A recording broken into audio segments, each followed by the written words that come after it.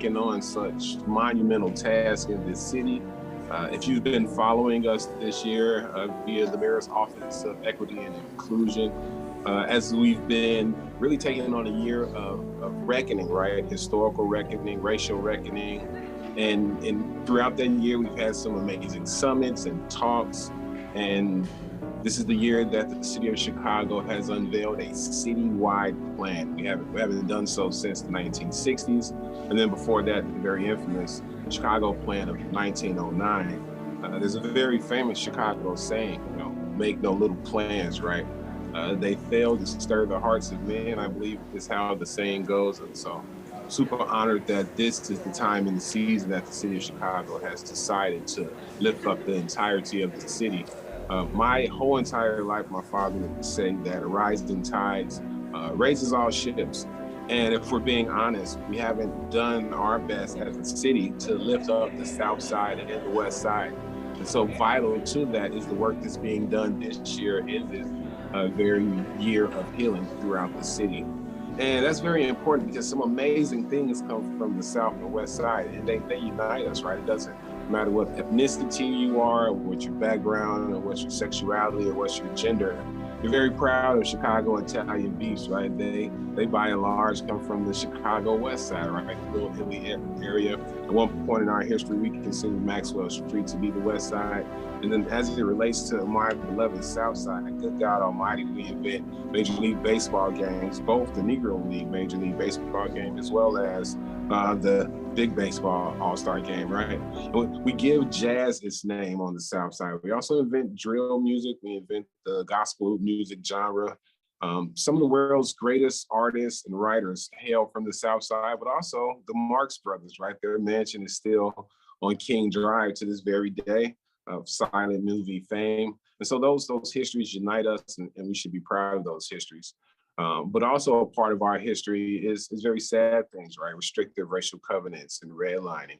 There's been historic disinvestment in certain areas throughout our city. And so to take this time to reflect and to heal and to move past and to move forward is absolutely amazing. And I love the fact that Chicago, as well as a lot of our philanthropic partners, are now deciding to put the money in the hands of people on the ground. And so also a part of what's going on today is we'll be announcing grant recipients. Those grant recipients are doing amazing work all throughout the city of Chicago.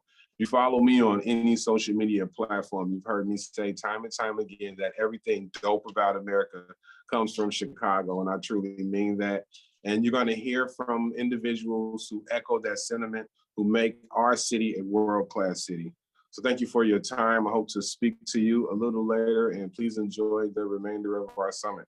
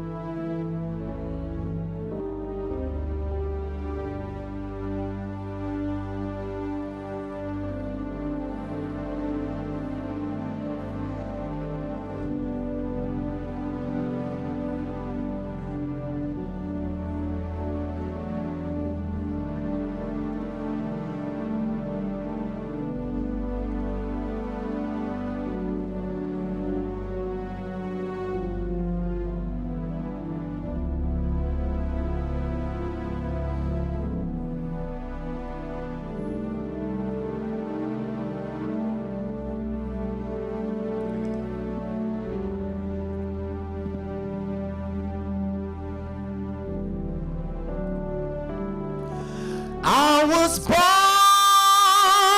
by the river in a little tent.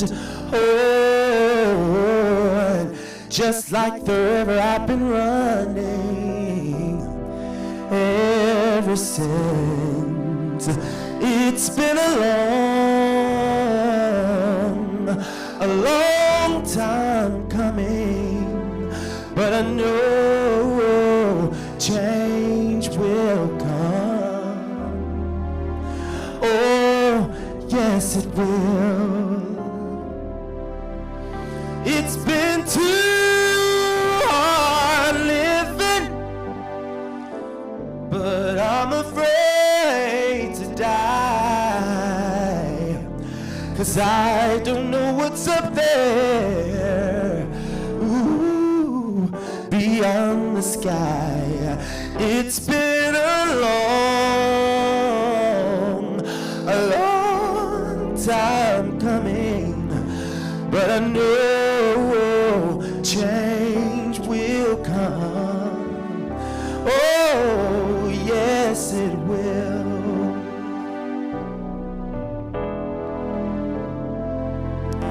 Then I go to my brother, and I say, brother, help me please. Then he winds up knocking me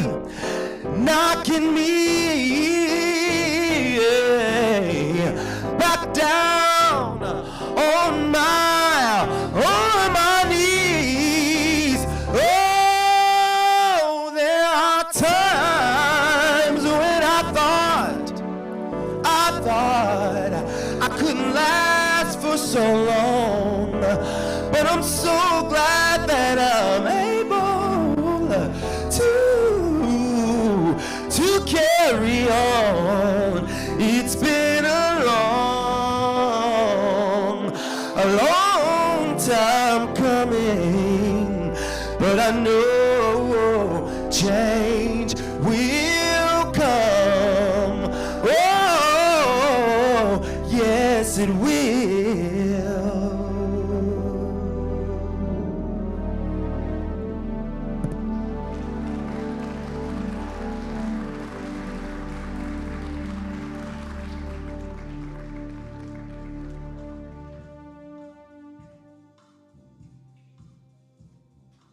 When I think about the word healing, obviously something has happened. It's a long-term commitment. Recognizing some of the wrongs that have been done in the community.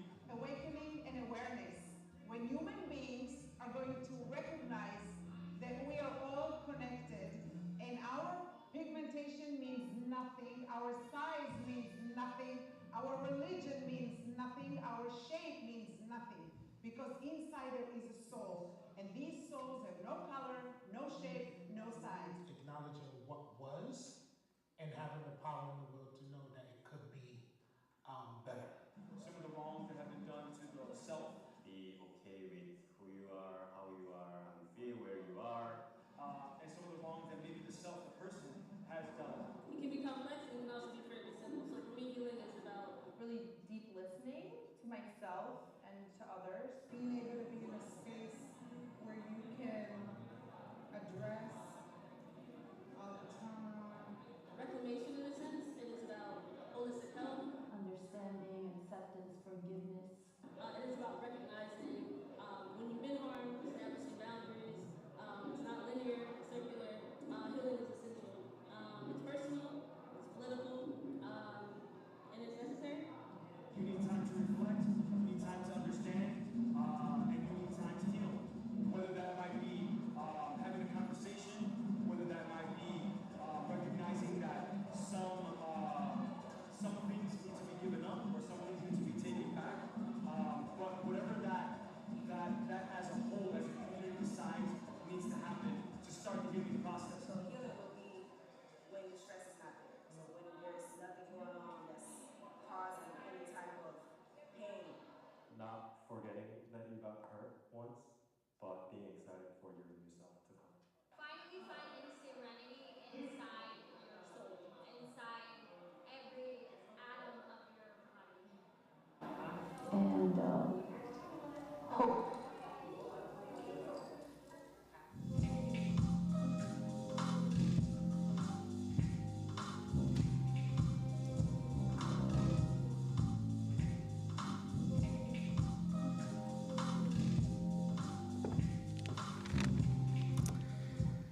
Good morning, everyone. I'm Chris Brown, Library Commissioner for the Chicago Public Library, and I want to welcome you to our Harold Washington Library Center. To celebrate this year's Year of Healing Summit, our library is a proud co-sponsor of today's event because, of course, libraries are for everyone and library access is for everyone. And healing is about addressing the disparities in access. It's easy to say we want more equity and healing, but of course that complexity can be daunting. And I feel so fortunate to work with the mayor and her team who are committed to a more equitable Chicago, more equitable city services, establishing our city's first equity office, and bringing on board our first chief equity officer, Candace Moore. And I want to thank them for the citywide vision of racial justice and healing. Because of their support, the library has been able to eliminate late fees for all of our city residents. Thank you. And we've been able to add Sunday hours to all of our city neighborhoods. Thank you, thank you. We got a lot of library supporters here. That policy decision has brought back access to over 100,000 Chicago youth and service in every neighborhood 7 days a week. Like our fellow departments, we're looking for ways at the library to contribute to our year of healing. We've launched our Voices for Justice speaker series, bringing in luminaries like Justice Sonia Sotomayor, Pulitzer Prize winning authors, to public events so that as a city, we can all learn and be inspired together. Additionally, just this week, we've launched, during Banned Books Week, our Book Sanctuary campaign, a response to the historically unprecedented book banning and challenges that are happening in our country, targeting our BIPOC and LGBTQ+ authors. This campaign declares our 81 libraries in Chicago as safe spaces for our diverse readers and authors. Because censorship is about freedom for some of us, and libraries are about freedom for all of us. This project will also include an installation with renowned artist Theaster Gates, and we're thankful to Commissioner Harkey with DCASE for this partnership. We're deeply grateful to have Candace's office as a partner to drive greater equity, access, and representation in Chicago. And so it's my pleasure and honor to introduce the person leading our equity work in our city.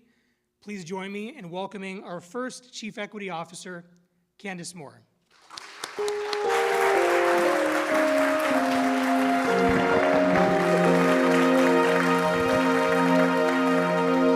Good morning, everyone. Thank you. Thank you for being here. Thank you for joining us. I want to welcome you all. Thank you, Commissioner Brown, for that great introduction. And can we also give another round of applause to Deontay Baker and William Oates, who are bringing us such great, amazing music.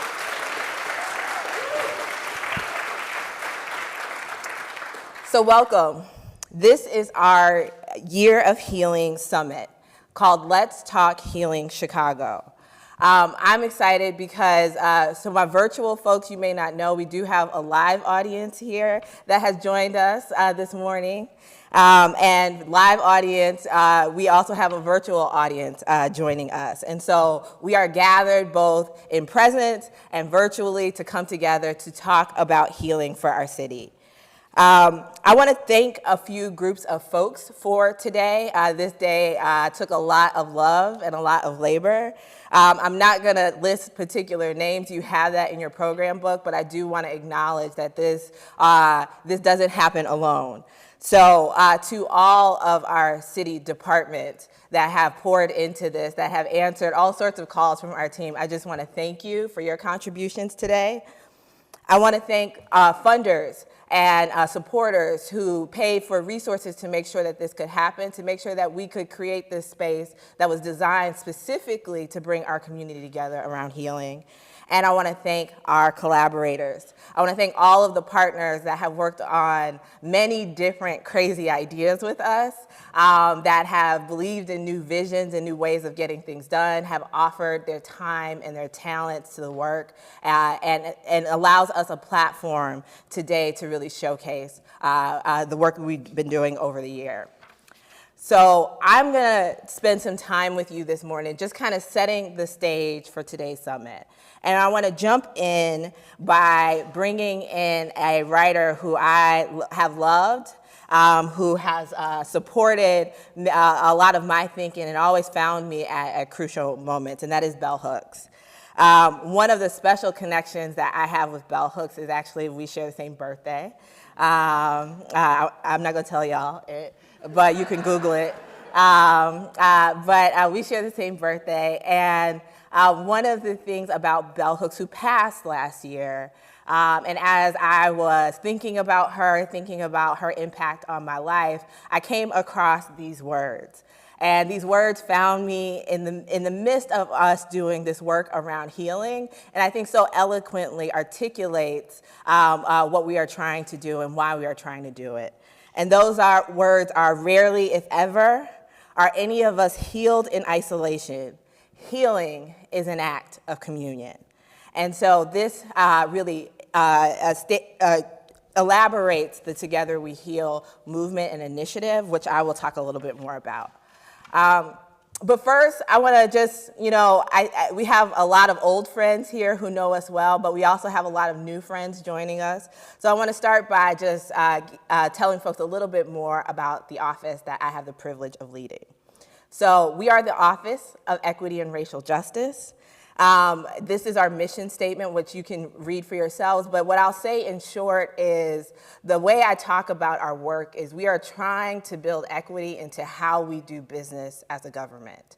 That we have to think about all the business of government, not just a program or an initiative. Government has the role of thinking about the services we provide, the resources we provide, the engagements, the way we connect communities, the way we develop policy. And when we say we're trying to do equity work, all of that work must be on the table. Also, it is really important for us not to think about equity as a destination. Candace, when are we going to get there? How much work do I got to do before I'm done? My answer always is that equity is not a destination. It's not a race we're trying to finish. Instead, think about it as a muscle. It is something that we have to work out constantly. And the more we work, the stronger it gets. And our goal is to try to build a muscle strong enough to build a city, a community that is equitable and just for all of us. Thank you.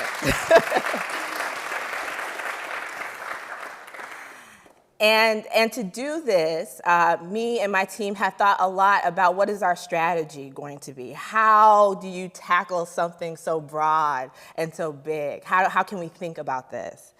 And we use these 3 pillars to really guide our work. The first is that we are trying to own and drive institutional transformation. We are thinking at a systems level. How do the policies we make, the practices we have, how do they all influence the outcomes and the outputs that we see in our communities?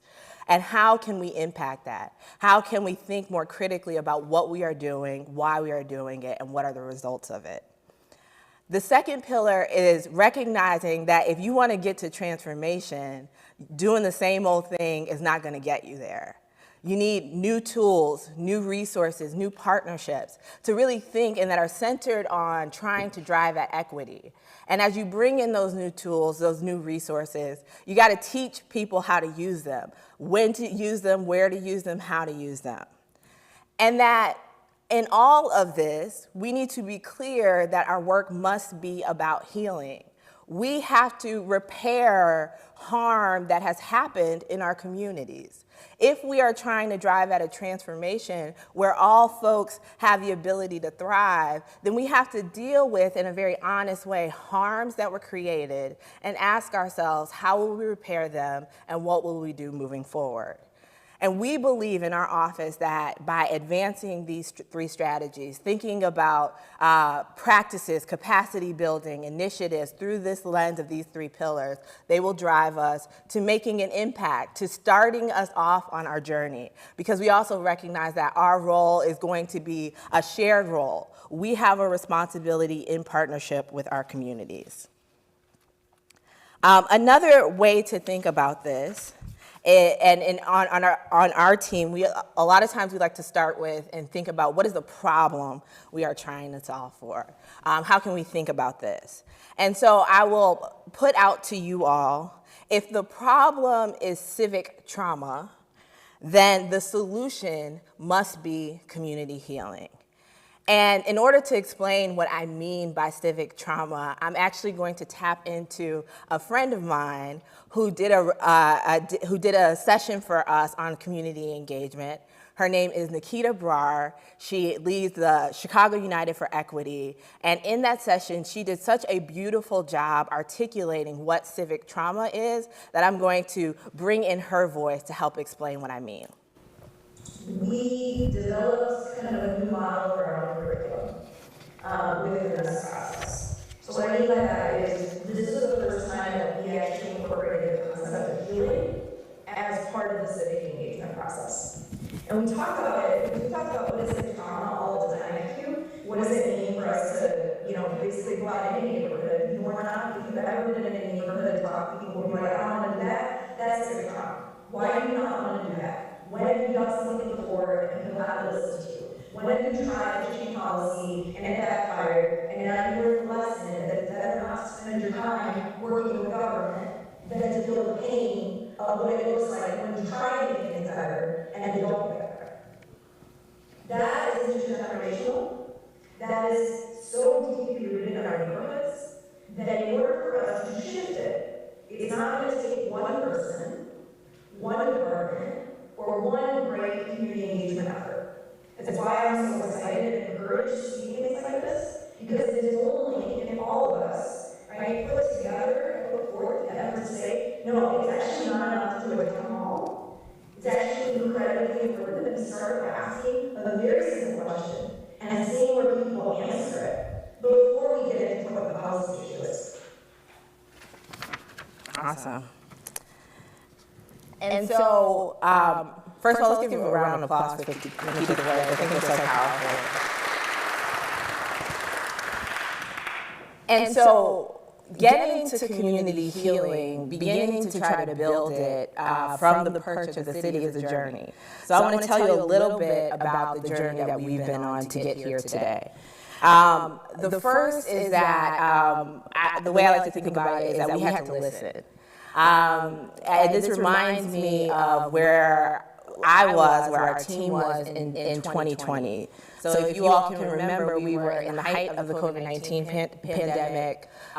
We were experiencing racial reckoning all across our city, across our country, in the wake of the George Floyd murder. And to be honest, just to be real with you all those great frameworks that I just showed you felt a little less important in those moments. Now, I knew that wasn't true. I knew that the work that we were doing was important, but in that particular moment, it felt like we needed to dig deeper and think about what we could do. And so when we listened and when we started getting into a conversation with our community members, we were just reaching out to say, what do you need? Do you need masks? Do you need hand sanitizer? What do you need? But what we heard is a response to that, but we also heard the word healing over and over and over again. We heard how communities were already doing that work, holding each other down throughout this, because they already knew what it was going to take to move through, to recover from this. And so we said, at this moment, I think we need to listen. We need to create a platform where more voices can be heard, where people can explain and lift up the work that they are doing, the work that they know is important in their communities, and we need to make a platform for that. And so that's what we did when we launched Together We Heal. It was a platform to allow us to see one another. And when we did that, the community responded. So, it's one of those crazy ideas that maybe drive my team a little crazy. But when we did, we saw that over 200 or close to 200 people in groups put their work on our virtual map that represented over 10,000 people. And so we knew we were not alone in this work. And so in seeing that and hearing that, that put a responsibility on us to act. So we acted. And together, from our engagement of the initial Together We Heal work, we created two things. The first was an equity statement of principles. This was a document designed to be our grounding document about what equity means to us here in Chicago. There are lots of definitions of equity out there. We had to decide which ones were rooted in what we need as a city. And then it becomes a tool for us to design the work that we are going to do. And so our equity statement of principles is publicly available, but I want folks to know it is an actual tool we use to design the capacity building work, to design tools that we build, whether they be RFPs, whether they be policy documents. It is a shared definition of equity that we can all connect to really guide our work. And the second thing people ask for is that, hey, Candace, you gave us like 2 months to talk about our work. That's ridiculous. We need more time. We need at least a year.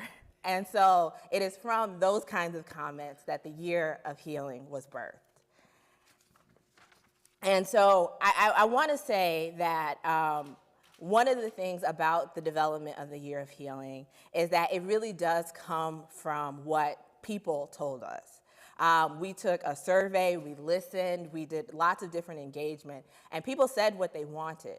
They said they wanted to have more places to connect to one another, more resources to support the working communities, to connect one another across lines of difference. And so the Year of Healing from that feedback was really rooted in that approach. And so I'm going to take just a few more minutes here to talk about the Year of Healing and to make sure everyone kind of has this as a background for the rest of our conversation today.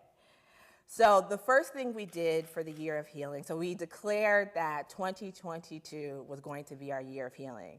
And let me clarify. I'm not saying 2022 is the year we all get healed, and by the end of it, we'll be tiptoeing through the tulips. Instead, the Year of Healing is about getting serious and about getting intentional about what healing means, and to actually explore it for the practice and for the intentionality that is required to get to healing, and to actually understand it, to connect to one another and produce real tools that allow us to continue to move the work forward. And so to do this, we first designed a healing framework. And that framework starts with, we have to reflect on our past. We have to have conversations about what happened in the past. And the point of this is to acknowledge the impact that history has on us. The second, though, is that we don't want to just talk about the past. Just having conversations about the past without talking about what's going on today will not cut it. So we need to reclaim our present. And in that reclaim, we need to ask ourselves, how can we shift power? Because something drove the inequities that we saw in the past. And so, and it came from lots of different things. And so if we don't understand it, then we don't have a chance of correcting it. And last but not least, we want to reimagine a different future. We want to build, we want to invest, we want to create. And so we want that to be a core part of the process that we need to get to healing. And so it is through this framework that we began to really connect in 3 different ways. The first is connecting in community.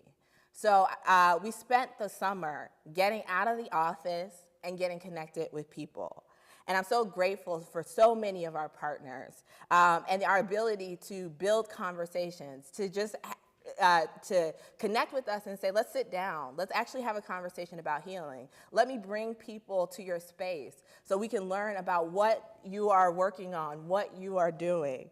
And so whether it was the Inequity for Sale project by Tanika and the work that she is doing with Amber from UIC, Solidarity Heals with TRHT, Parade of Hearts with the Love Institute, Black and Brown Dialogues with the Mexican Consulate, Juneteenth celebrations by a whole bunch of y'all. Juneteenth was a lot. And then I'm also grateful for our departments. We were able to connect with DCASE's summer dance program and Movies in the Park, and actually work with the HANA Center and the National Puerto Rican Museum to actually bring together conversations. And so through those things, and actually some of what you are hearing from Chicagoans actually come from some of those engagements. We also recognize, though, as government, we are in a particular position to talk about policy. And so we said we're going to take this framework and focus on 5 policy areas and really ask ourselves, what does healing look like in those policy areas? So whether it is the work of the Digital Equity Council, equitable transit-oriented development, which you'll hear a little bit more about later, community wealth building, community safety coordination center, and monuments and memorials, each one of these policy areas align or connect to the framework in some way, and part of our work will be distilling that out. We also had an opportunity. So through the Chicago Recovery Plan that is aimed at providing resources to our communities to recover from COVID-19, we were able to make the case that healing should be very explicitly an investment. And so we were very excited that we were able to partner up with DCASE, the Department of Cultural Affairs and Special Events, to launch the Together We Heal Creative Place program. And you'll hear more about that and the recipients of that grant today. And last but not least, we want to leave a leave behind. So this is all great work, but this can't be just about this moment and what we experience today. We need to leave something. We need to create something that continues to guide us, that continues to serve others, continues to move the work forward. And so with your help, and that's part of what today is about, with your help, we want to define and decide what is important. What is important for us to continue to write about, to distill down, to really focus on as we think about how to close out a year of healing and set ourselves up for future work. And so the last thing I'm going to say is just how I want you to experience today, so our approach for today. Our goals were to create connection, to identify lessons, and to create inspirations. So we're going to do that. We're going to continue to hear more words from Chicagoans about healing. You're going to learn about a couple policy areas that are happening in collaboration with community partners and government. You're going to hear an announcement of the Together We Heal grant that really I want you to focus on the 48 different visions that community have for healing in their communities. And we're going to take some time throughout this to capture notes. We have a great visual note taker that will be capturing the sentiments that we talk about today and putting that in a visual, and we'll be showing that throughout today's program. And then at the end, y'all got a little work to do. So we did a whole lot of work. Y'all got a little bit to do. We're going to have a survey. But I want you to think about that survey as a way to tell us what is important. What do we need to lift up? What do we need connecting to the work? And so with that, I'm going to close us as we started with a few more words from Bell Hooks. Healing occurs through testimony, through gathering together everything available to you and reconciling. Let today be our testimony, and let us bring what we have to the table in hopes we can build something strong enough to carry us forward. Thank you all, and please enjoy the rest of the summit.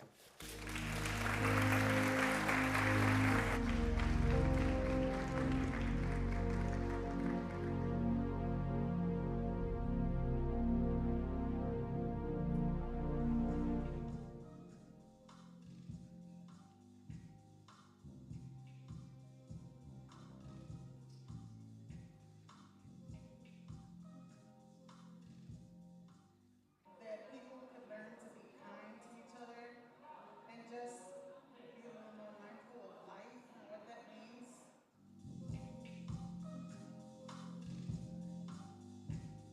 Honesty, sincerity, and one true to itself. I think maybe eye contact, some level of trust, of course.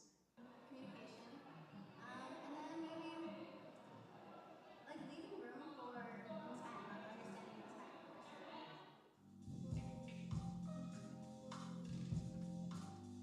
2020 was really dramatic for many people, especially people from marginalized communities.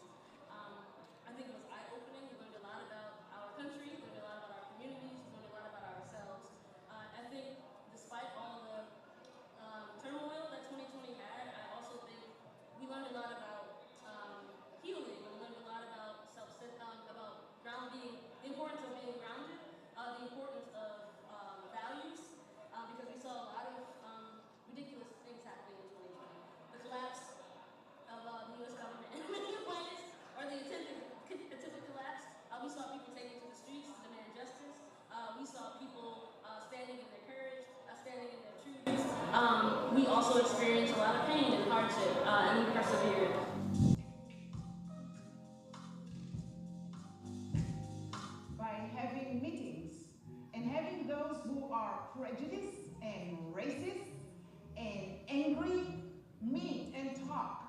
the stories and hold it to yourself and remember it, regurgitate it, and share it with others. In a way that we can support and help bring stereotypes together and be role models for the younger generations.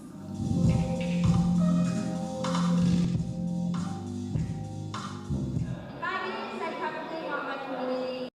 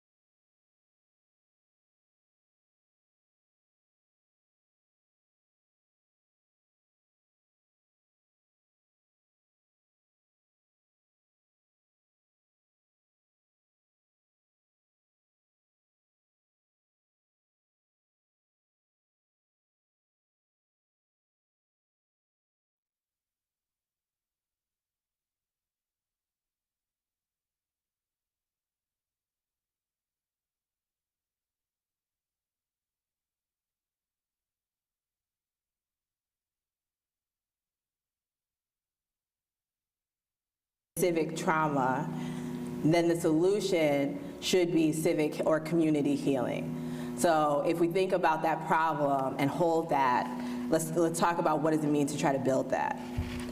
And of the 5 focus areas that I mentioned earlier, we're going to focus on 2 today. The first is equitable transit-oriented development, and the second is the work that we are doing around the Community Safety Coordination Center. But I want to talk to you just and kind of get a little policy wonky theory of changey with you, and really talk in thinking about the relationship between culture and policy. So I remember this very vividly. Me and my team were like, okay, if these are the problems, so what is our theory of change? And so I want to share with you kind of what we were coming up with. So one is that there's a relationship between culture change work and policy change work. And so often we feel like they're at odds. Policy and the policy people just focus on policy, or it's all culture work and culture people just focus on that. But there's actually a relationship between the two that we need to talk about when we think about the kind of change we want to make. And so when we think about culture in particular, you know, the idea is that if we start by growing public knowledge of our shared history and encouraging practices rooted in our values, then government and community members are more motivated and prepared to move to action and shape equitable policy. And so what kind of outcomes are we trying to get to there? It could be anywhere from education and awareness, it could be dialogue, it could be community connections, it could be engagements, it could be public actions. And on the other side, when we talk about policy, policy also should be driving at a culture change. And so the theory there is that if we start by engaging values-aligned groups to identify and dismantle inequitable policies and build new policies rooted in our values, it creates a model of equity that can shift the mindsets and behaviors of others. And there, we're talking about outcomes like community-led policy design, restored relationships with community and government, and thriving communities. And all of these should be rooted in our values, right? They should be rooted in the values of self-determination, collective power, racial equity, racial justice, self-reflection, inclusion, diversity, truth-telling, accountability, healing and repair, and solidarity. So this is our theory, right? Now, so I know some of you all are smarter than me and will poke holes in it, but what I'll add is that offer more to us. How could we take this? How can we make this more usable? How can we really bring this to life? And so part of what we want to do here is actually show you through conversation with some of our partners how this looks in the real life. So we're going to engage in a conversation. And this conversation is inspired by the Let's Talk Chicago card deck. Oh, the live isn't working. Okay, is this better? You guys can hear me. All right. Okay, I'm gonna just talk loud and, and something will click on and it'll all work together. All right, so we're gonna have a conversation. It is going to be inspired by that. Many of you got or will get the Let's Talk Chicago card deck. That was something that was created as trying to help people have conversations about equity, about racial justice, about healing. And the point was to show that it doesn't have to be that deep all the time. You can just ask a simple question, and what will happen is people will start to share in ways that are really powerful. And so we're going to use that framing to actually have this conversation. So here's the rules of the conversation. So my role is to pose some questions to our panel that I'm going to invite up here in a second. Through our frame, reflect on the past, reclaim the present, and reimagine the future. The panelist role will be to share the work that they're doing. But you will see a demonstration of the work that is more rooted in culture change through the Community Safety Coordination Center and policy change through equitable transit-oriented development. And I always like to put everybody to work, so as the audience, y'all got a role too.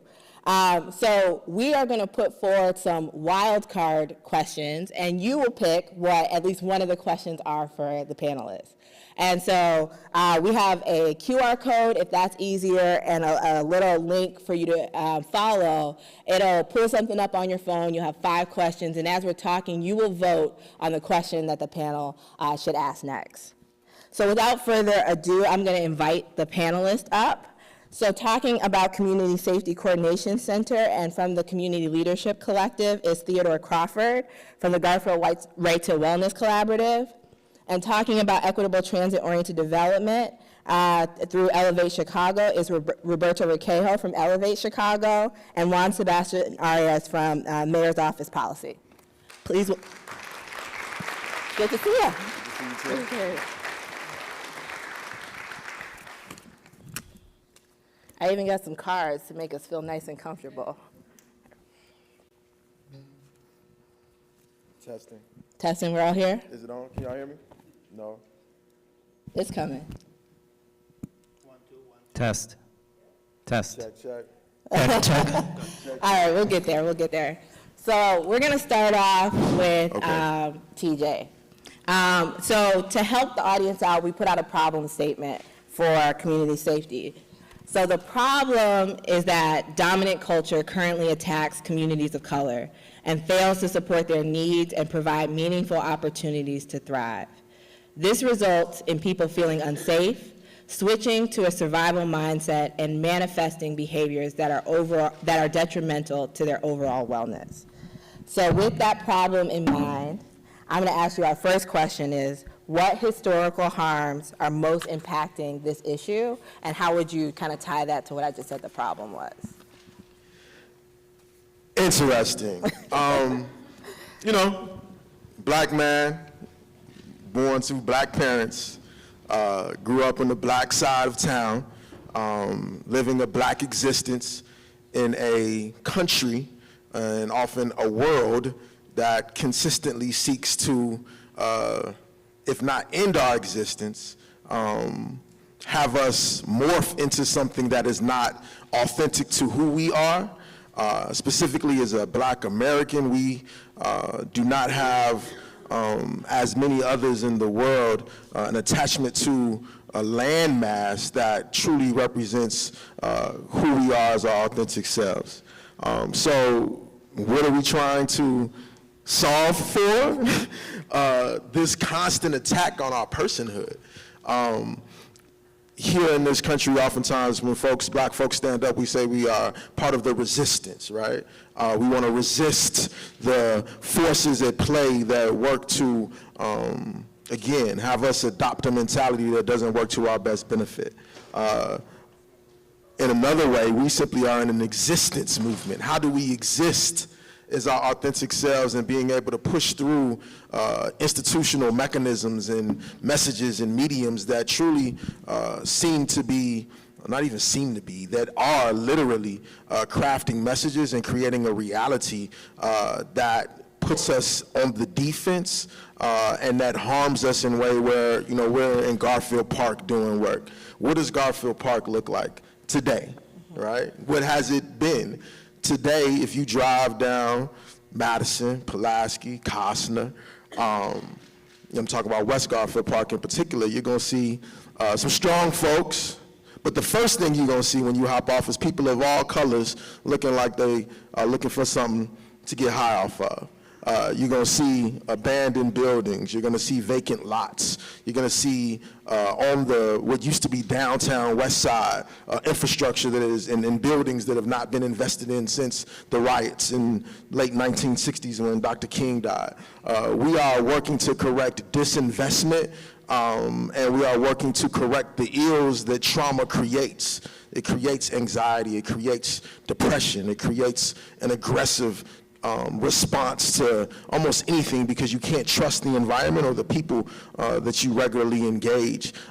It creates folks looking to escape from this unhealthy environment and not being able to go through the traditional modes of healing and of access that the world sells us to, because when we enter into those rooms or into those spaces, we are squeezed out or forced to morph again into something that doesn't celebrate us as our natural selves. So we're working to correct that in whatever way that we possibly can, that is in line with values and principles that reflect our best selves and reflect our Creator. I know that's... Yeah, that's a lot. Yeah, but it is a lot, right? I'm in Grace since 35, yo, because it is a lot. And if you give any of us the opportunity to express, we're going to tell you that it's a lot. And it's more than a lot. And folks need to recognize that and then be actively participating in a lot of ways to correct our reality.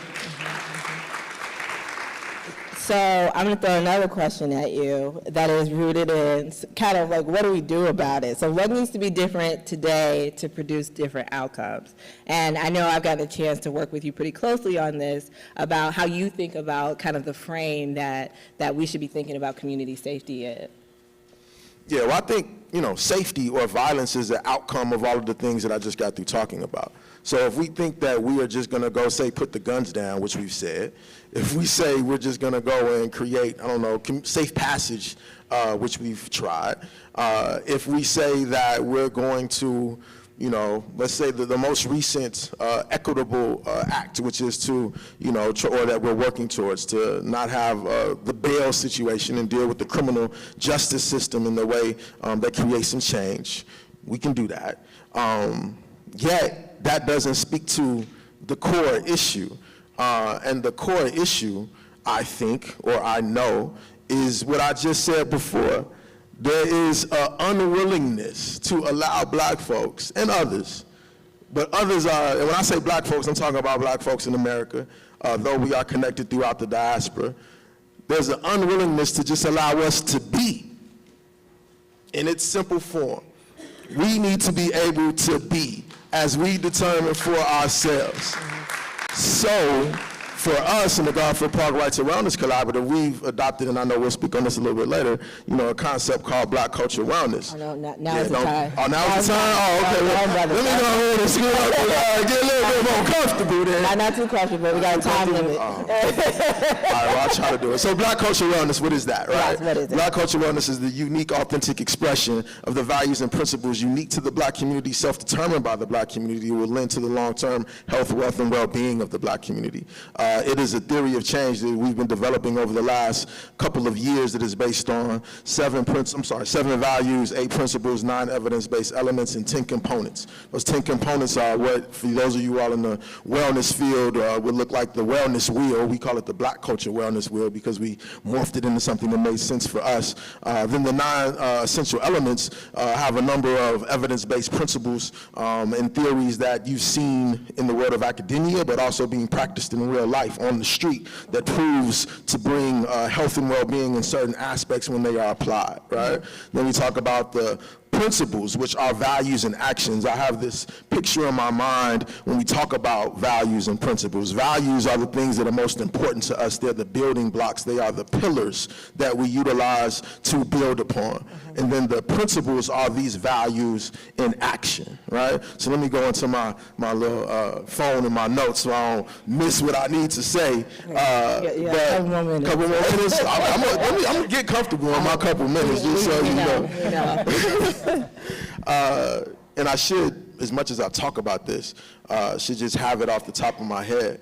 But values, when you look over history of black folks in America, there are values that have, kind of shaped us and helped us maintain, right, to exist. And those 7 values were faith, family, freedom, resilience, ingenuity, hard work, and self-sustenance. When we examine our existence here before and after slavery, we see that those are the values that we consistently lifted up and fought for.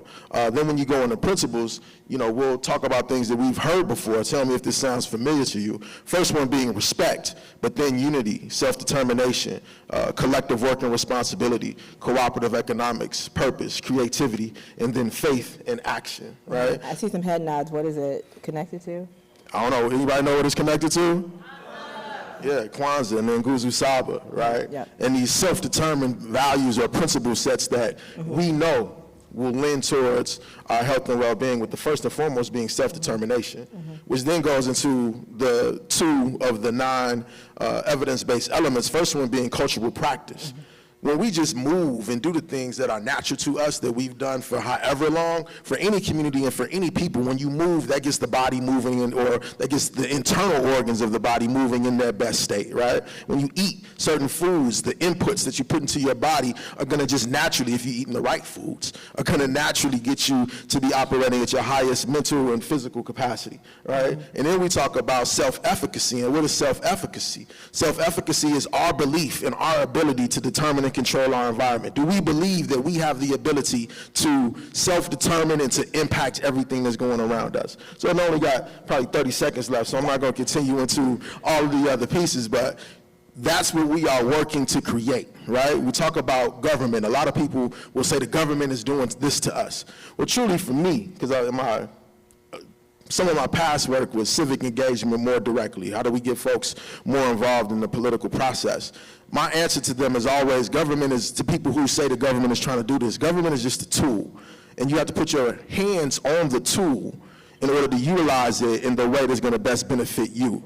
It's not the government, it's the people who are utilizing the tool. We need to utilize the tool to create the policies and the practices and the institutions that are all expressions. There is no separation from policy and culture. Policy is a reflection of the things that we value and the principles that guide our action. So we need to start to incorporate culture into everything and recognize that everything else is just an expression of that. How do we value it? Do we value black folks? Do we value brown folks? Do we value women? Do we value all of these folks? Let's look at our policies. Let's look at our institutions. Let's look at these determinants. And that's our answer. And if we're going to bring about equity, then we need to work in a way that corrects that, where everyone is not only claimed to be valued, but that's also their lived experience. Thank you, TJ. Sorry for going over. No, you're good. So I'm going to bring in our equitable transit-oriented development folks. And so I'll do the same approach. So we're going to start with the problem, just so folks can kind of be grounded in the work. Many of Chicago's racial inequities stem from decades of disinvestment, segregation, and gentrification. These inequities are embedded in the auto-oriented design of the city, with neighborhoods often built for cars, not people. Equitable transit-oriented development looks to heal our city by promoting community-led development connected to transit to create safer, more walkable, and affordable communities. So with that problem statement in mind, when I start with the first question is, what historical harms do you see most impacting this issue? Thank you, Candice. Everyone can hear me okay? Yes. Okay, great. Good morning, buenos dias, and thank you for bringing us together. Okay, so historical harms that contribute to ETOD, it's a good question because it's a big question and it's a lot to even try to speak to in a minute or two. But before going, and it's a lot because it's really the history of structurally racist decisions around planning and development and investment that have caused the inequities that we're trying to address through ETOD, right? But before going into those a little bit more specifically, I just want to invite everyone to think about your own community, your neighborhood.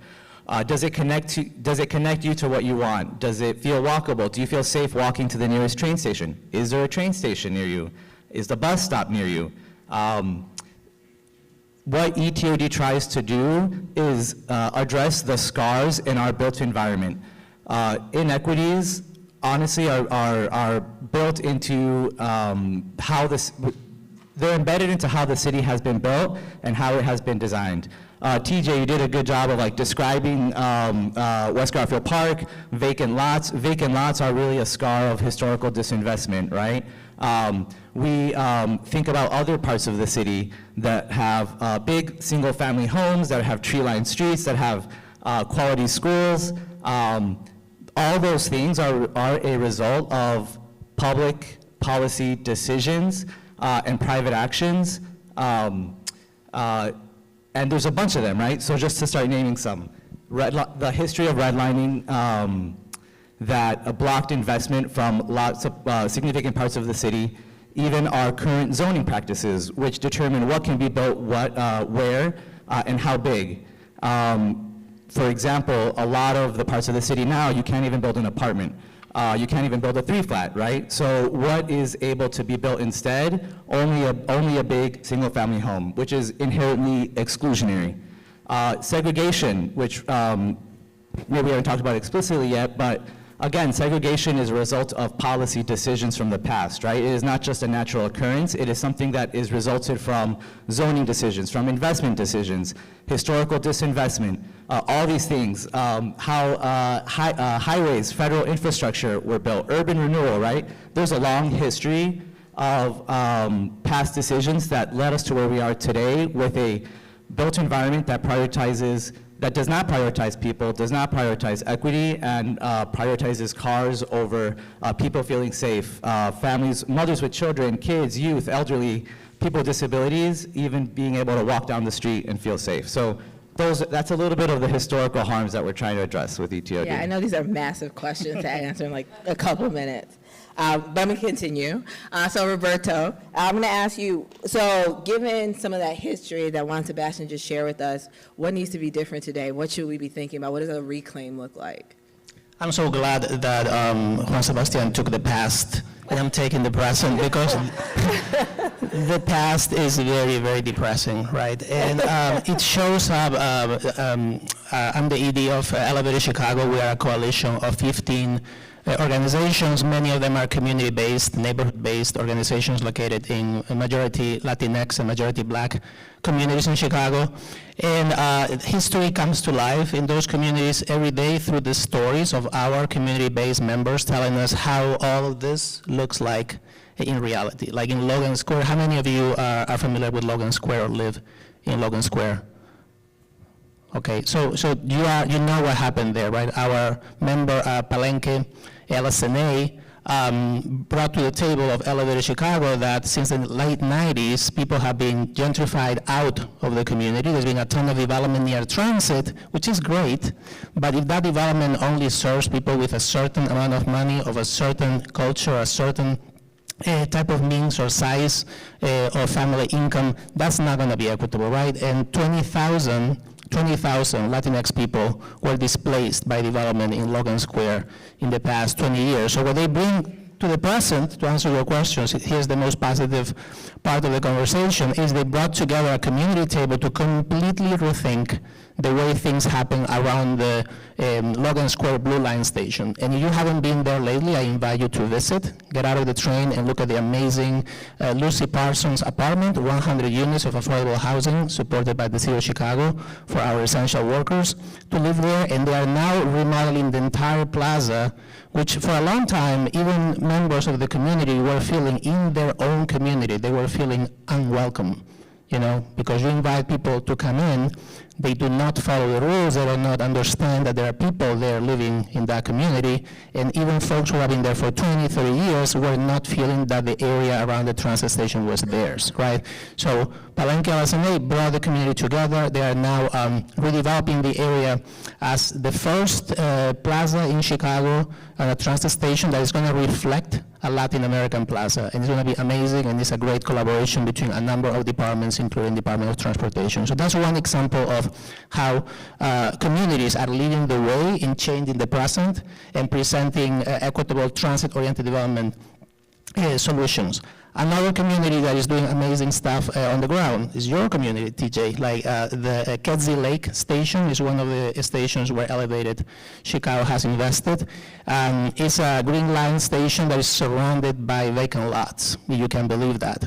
Other global cities across the world, that would be prime real estate. But what happened in that community? Disinvestment, redlining, discrimination, the real estate industry exploiting the community. So over the years, you end up having a great station, because the station is great, has a lot of service by CTA, but it's surrounded by vacant lots. So again, the community, Garfield Park Community Council, which is a member of the Right to Wellness too, came to our table, told that we have a different vision for the area. We want urban agriculture in those vacant lots. We want affordable housing. We want mixed-use buildings. And one of the examples that they brought to the table that is one of the coolest ideas near transit that we have seen is an eco-orchard, which is they're building with the city of Chicago in partnership a lot transformed into an eco-orchard that is going to produce fruits and nuts for the community to sell in the community market, and at the same time, that eco-orchard is going to absorb rainwater, avoiding flooding in the community, all of this walkable to the transit station. Super cool. And that idea didn't come from the experts and the technical planners and developers. That came from the community fighting for it for a decade plus. So again, the present is bright if you give communities the resources they need, and if you bring them together and provide the table to collaborate and bring resources to it. One thing that we are proud of in Elevated Chicago is that we have convinced foundations to invest, and they have put together $10 million over the past 5 years that we have been able then to grant to all of these initiatives and many more. And now we're really excited about the city coming to the table with another $10 million through the Recovery Act. But what we want to see is all those dollars being decided by and developed with the community, and see these transit hubs, train stations, bus routes that are places that you feel welcome, that the community feels welcome, that you can walk to, and that end the car dependency that we have going on in Chicago. Many of us rely exclusively on cars, or almost exclusively on cars, for basic things that we should not have to do only by car. It's harming our health, it's harming the environment, it's harming our pockets, it's very expensive. So what we're trying to do is create choices for communities so they end this cycle of dependency from cars with solutions that come from community and that look like affordable housing near transit, community centers connected to transit, clinics that are walkable to and from a bus route, and on and on. So here's some examples from the present, and if you want to see more examples, you can visit elevatedchicago.org and see what other amazing stuff is happening near transit, sponsored by our community partners. Thank you, Roberto. And Juan Sebastian. So I'm going to remind folks in the audience that you picked the wild card question. So if you haven't done it yet, there should be, make sure you download or click on the bit.ly or whatever it's called, and go to VVox, vote on the question. You guys will decide, and somebody will at some point tell me what it is. But before we get to that, I have one more question before we get to that wild card, which is the third area, which is reimagine. And so in all of this, we're trying to build a future state. And so the question is, what does a healed future look like for us? Specifically, TJ, when you talk, I want you, if you could share a little bit, how do you see that culture building framework connecting to policy, connecting to government, like what is the role, what does that future work look like? And as you think about ETOD, what is a future state of how people, the culture that those policies create? And we don't have a whole bunch of time, so keep it tight. Go ahead. I feel like you, check, can y'all hear me? Yep. I feel like you're talking to me. I'm talking to all of you. Nah, that's just my own, knowing I talk a lot. You know, I think, like one thing that we're working on right now, the collaborative, we are lucky enough to be finalists for the Chicago Prize. And our application is, yeah, y'all can clap for that, because that's major, right? We're the only West Side group that's finalist in our application, while we, you know, infrastructure and economics is all a part of wellness. We are really focused on the physical and mental health and nutritional health of the neighborhood. So the Sankofa Wellness Village is our application, and it has 4 pieces. It has a grocery store, a community grocery initiative. We know Aldi's left in the middle of the night, and we got Save a Lot. So we're working to hold Save a Lot accountable, as well as to come up with some new community cooperative-led, or at least corporate community partnerships that provide healthy food and produce. We also are building upon the Ma'afa Arts and Activism Center, right? So that's a space and place where folks can come and dance and talk and meet and eat and do all of the other things that we traditionally connect to culture. Then there's the K, which is a social innovation hub, which is designed specifically to support community-based entrepreneurs take their ideas from ideation into true development and attract all of the economic and backroom support that are necessary for them to be successful. And it's really all centered around a wellness center, which we hope to build, or will be building in the next 2 years on Madison and Kildare, where folks can come and get all of the wellness services they need. It'll be a federally qualified health center, where you can get traditional medical services, mental health services. The Y will be there, Rush will be there, Erie Hospital will be there. You'll be able to play basketball. You'll be able to do all of the things that are connected to wellness, right? And those 4 pieces are looked to be some significant catalytic investments that connect to the other pieces that are coming, that have coming from both private, philanthropic, and city investment to build a community that really has wellness at its core, right? We want people to have a different, or we want our communities to be different in terms of outcome, but most times we're not looking at what are we putting into it, and what is the environment that folks exist in, and do we have the tools that are necessary that we can apply to then navigate these different spaces and places. So our vision is a community that's undergirded by wellness. We asked 2 questions, maybe 3. 1, what would you do if you had 16 or 13 to 16 more years of life, right? People in West Garfield have 16-year less life expectancy than the people who live in the West Loop. And then the second question, I won't go to the third, is just what does it look like to center a community around the expression of authentic Black culture? And I want to say this. The promotion, and Garfield Park is a community that's between 92 and 95% African American. The elevation and promotion of Black culture is not at the detriment of anyone else. It is at the elevation of everyone else, because we all suffer from the sickness of racism and prejudice. And the world needs to see Black folks as we truly are, right? And recognize all of the contributions that we have truly made, to then be able to understand how we can be connected as a collective community that values each one of us as we truly are. So it's really important for our communities to reflect that. I'm gonna say this in 15 seconds and be done. We ask our communities now, what do you want to see different? When they rarely have been given, a huge percentage of Black communities and others have not been had a lived experience where they can imagine what can happen. So we need time to be able to heal from all of this BS that continues to be put upon us through every mechanism in the world. Give us some time to heal and breathe a little bit, and then come to the table and say, okay, this is what we want to see, because we're seeing it through our lens versus the lens that others have forced us to look through. You know, it's hard being moderator up here. Juan Sebastian, Roberto, what does a healed future look like in this work? Yeah.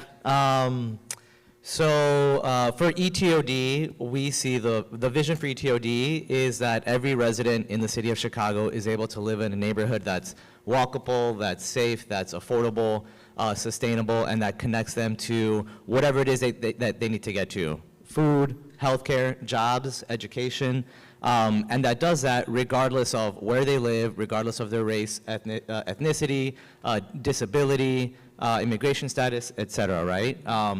That is the vision of where we want to get to around ETOD. And to me, you know, I work in the policy team, right? And so my hat is always about how do we change the rules of the game? How do we change the policies that drive those outcomes? And how do we do that in a way that centers equity and that's driven by community? So back to the equity statement of principles, right? It's both the vision of how the vision is, you know, what we want to get to, but just as important is the process, and that is, to me, the ideal state of how policy making around ETOD is in this city in the future too. And I think it's, you know, it's what we're striving to do in partnership with Elevate Chicago and all our other community partners. But yeah, that is my ideal state future hope. Thank you. Roberto? Yeah. And for Elevate Chicago, the future looks like liberation, and it's liberation from being car dependent. It's liberation from the racial and economic segregation that is going, you know, in our city. It's liberation from not having any kind of voice at the tables that decide what gets built around transit in communities. And what the future looks like, and it's already starting to look like this, thanks to, you know, some folks in the city, like you all, who get it and are providing the tables to do this, is having what we call a triple partnership between community and government. And the triple partnership between Elevate Chicago and the city has been a thought partnership to help you all think through the problems and design the problems together with community and define the problem together. An implementation partnership too, because sometimes y'all send experts that come to the community to implement things without the community, and that's just not how you do it. So you need to partner with community-based groups in making the eco-orchard happen or the affordable housing happen.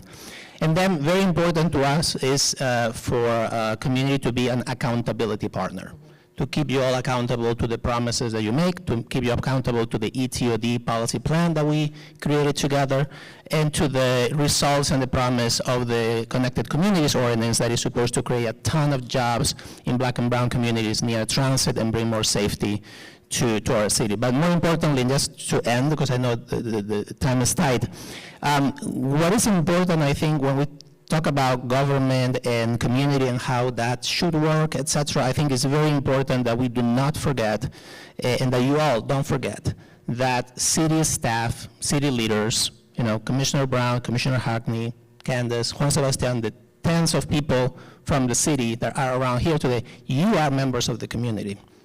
And we ask you to come and represent and be there and bring your lived experience, because for a very long time in the city, that was not professional. You know, you are supposed to show up in this very, sanitized version of what professionalism looks like, and we desperately need you all to bring your diversity and your lived experience to the table. I know some of you are already doing that, but I really ask the leaders of the city to create the space for the staff, for the leaders to bring their whole selves, represent the community, because staff, leaders are going through the same problems, especially those who live in Black and brown communities. So, thank you, Roberto.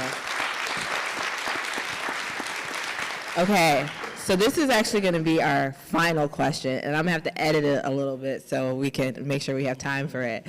So the question that you all voted on was, what is the biggest lesson learned that you would want to share if you were writing a letter about your work to a future generation?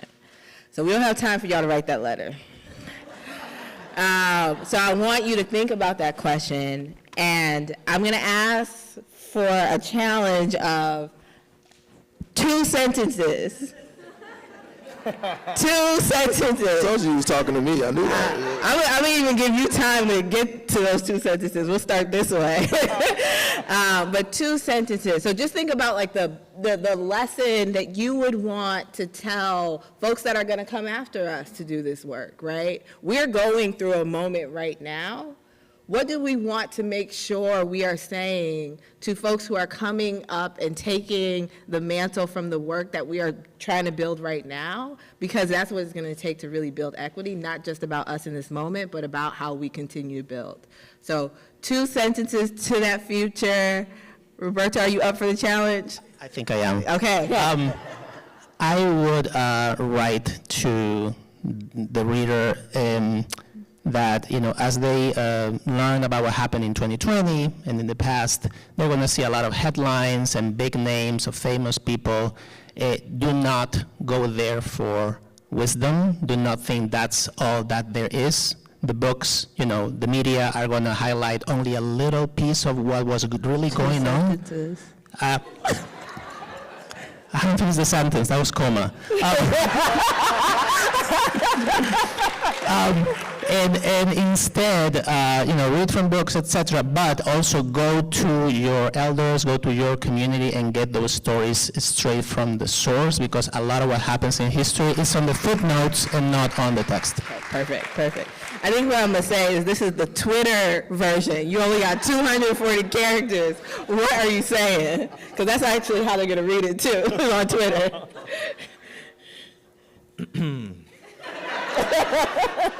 No, okay, so the lesson I would like to share is that it's all about the people and the relationships and finding both the people who are aligned with your values, who care about what you care about, and that you can trust and fight the good fight with. Thank you. TJ, I think you can do this. Where we at? Twitter, post, let's go. Let's see. Research, remember, embrace, and act on who you really are. Healing comes from the inside out. There you go. Thank you. Let's give a round of applause to the full panel.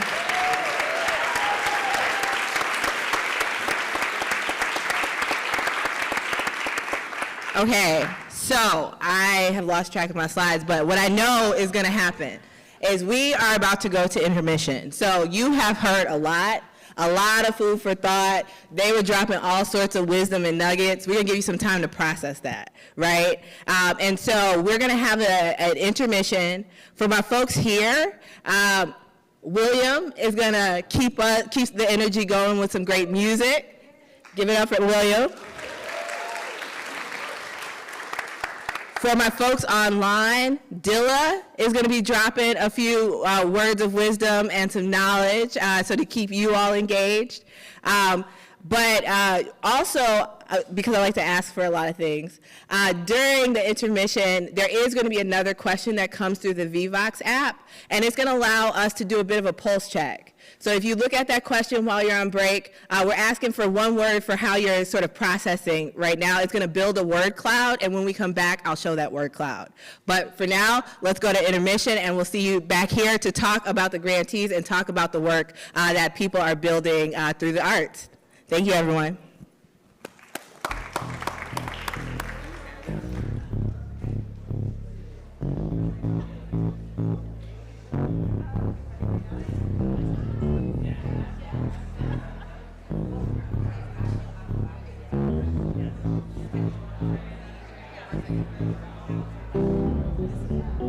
How long are we taking?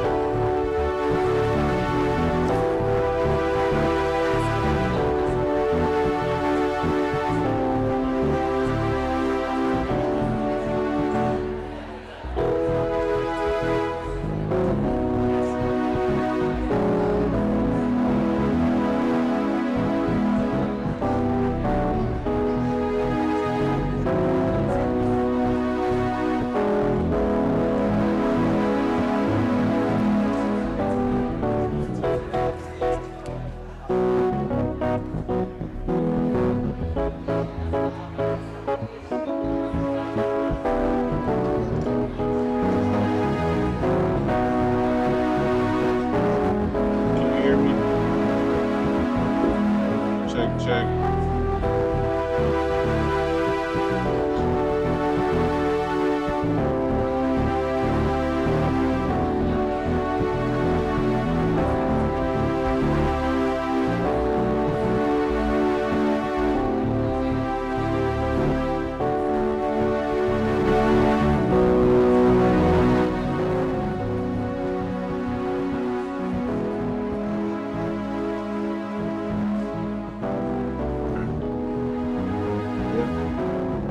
The shots okay?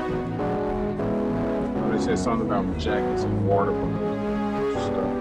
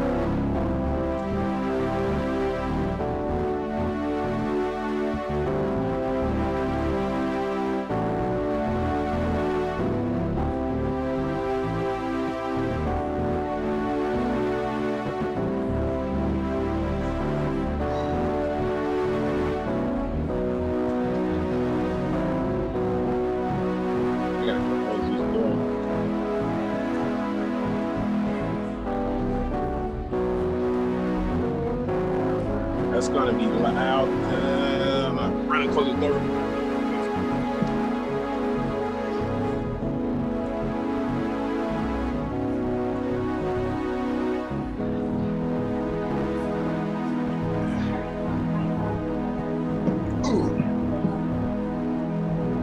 We're about 30 seconds out. Stay.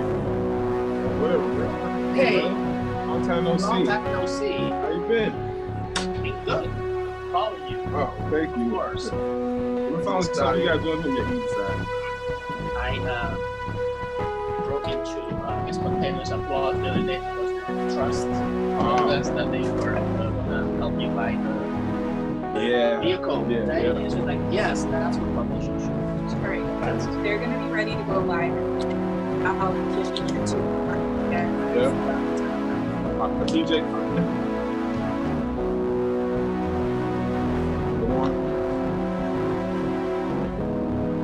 I'm so scared to touch the tripod. We gonna back up.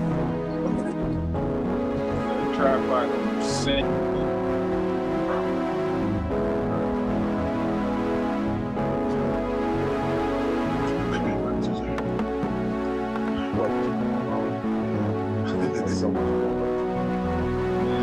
Y'all like this stuff? I don't. This is stuff.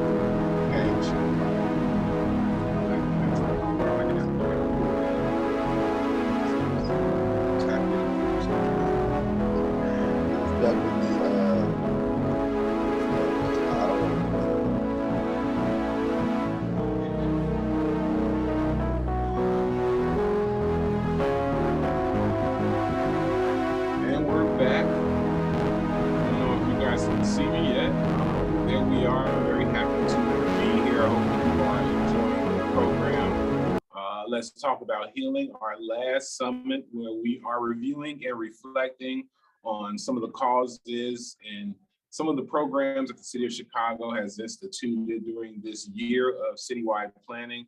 I'm here with two phenomenal, not only Chicagoans, but whom I would consider activists and change makers and thought makers in the city.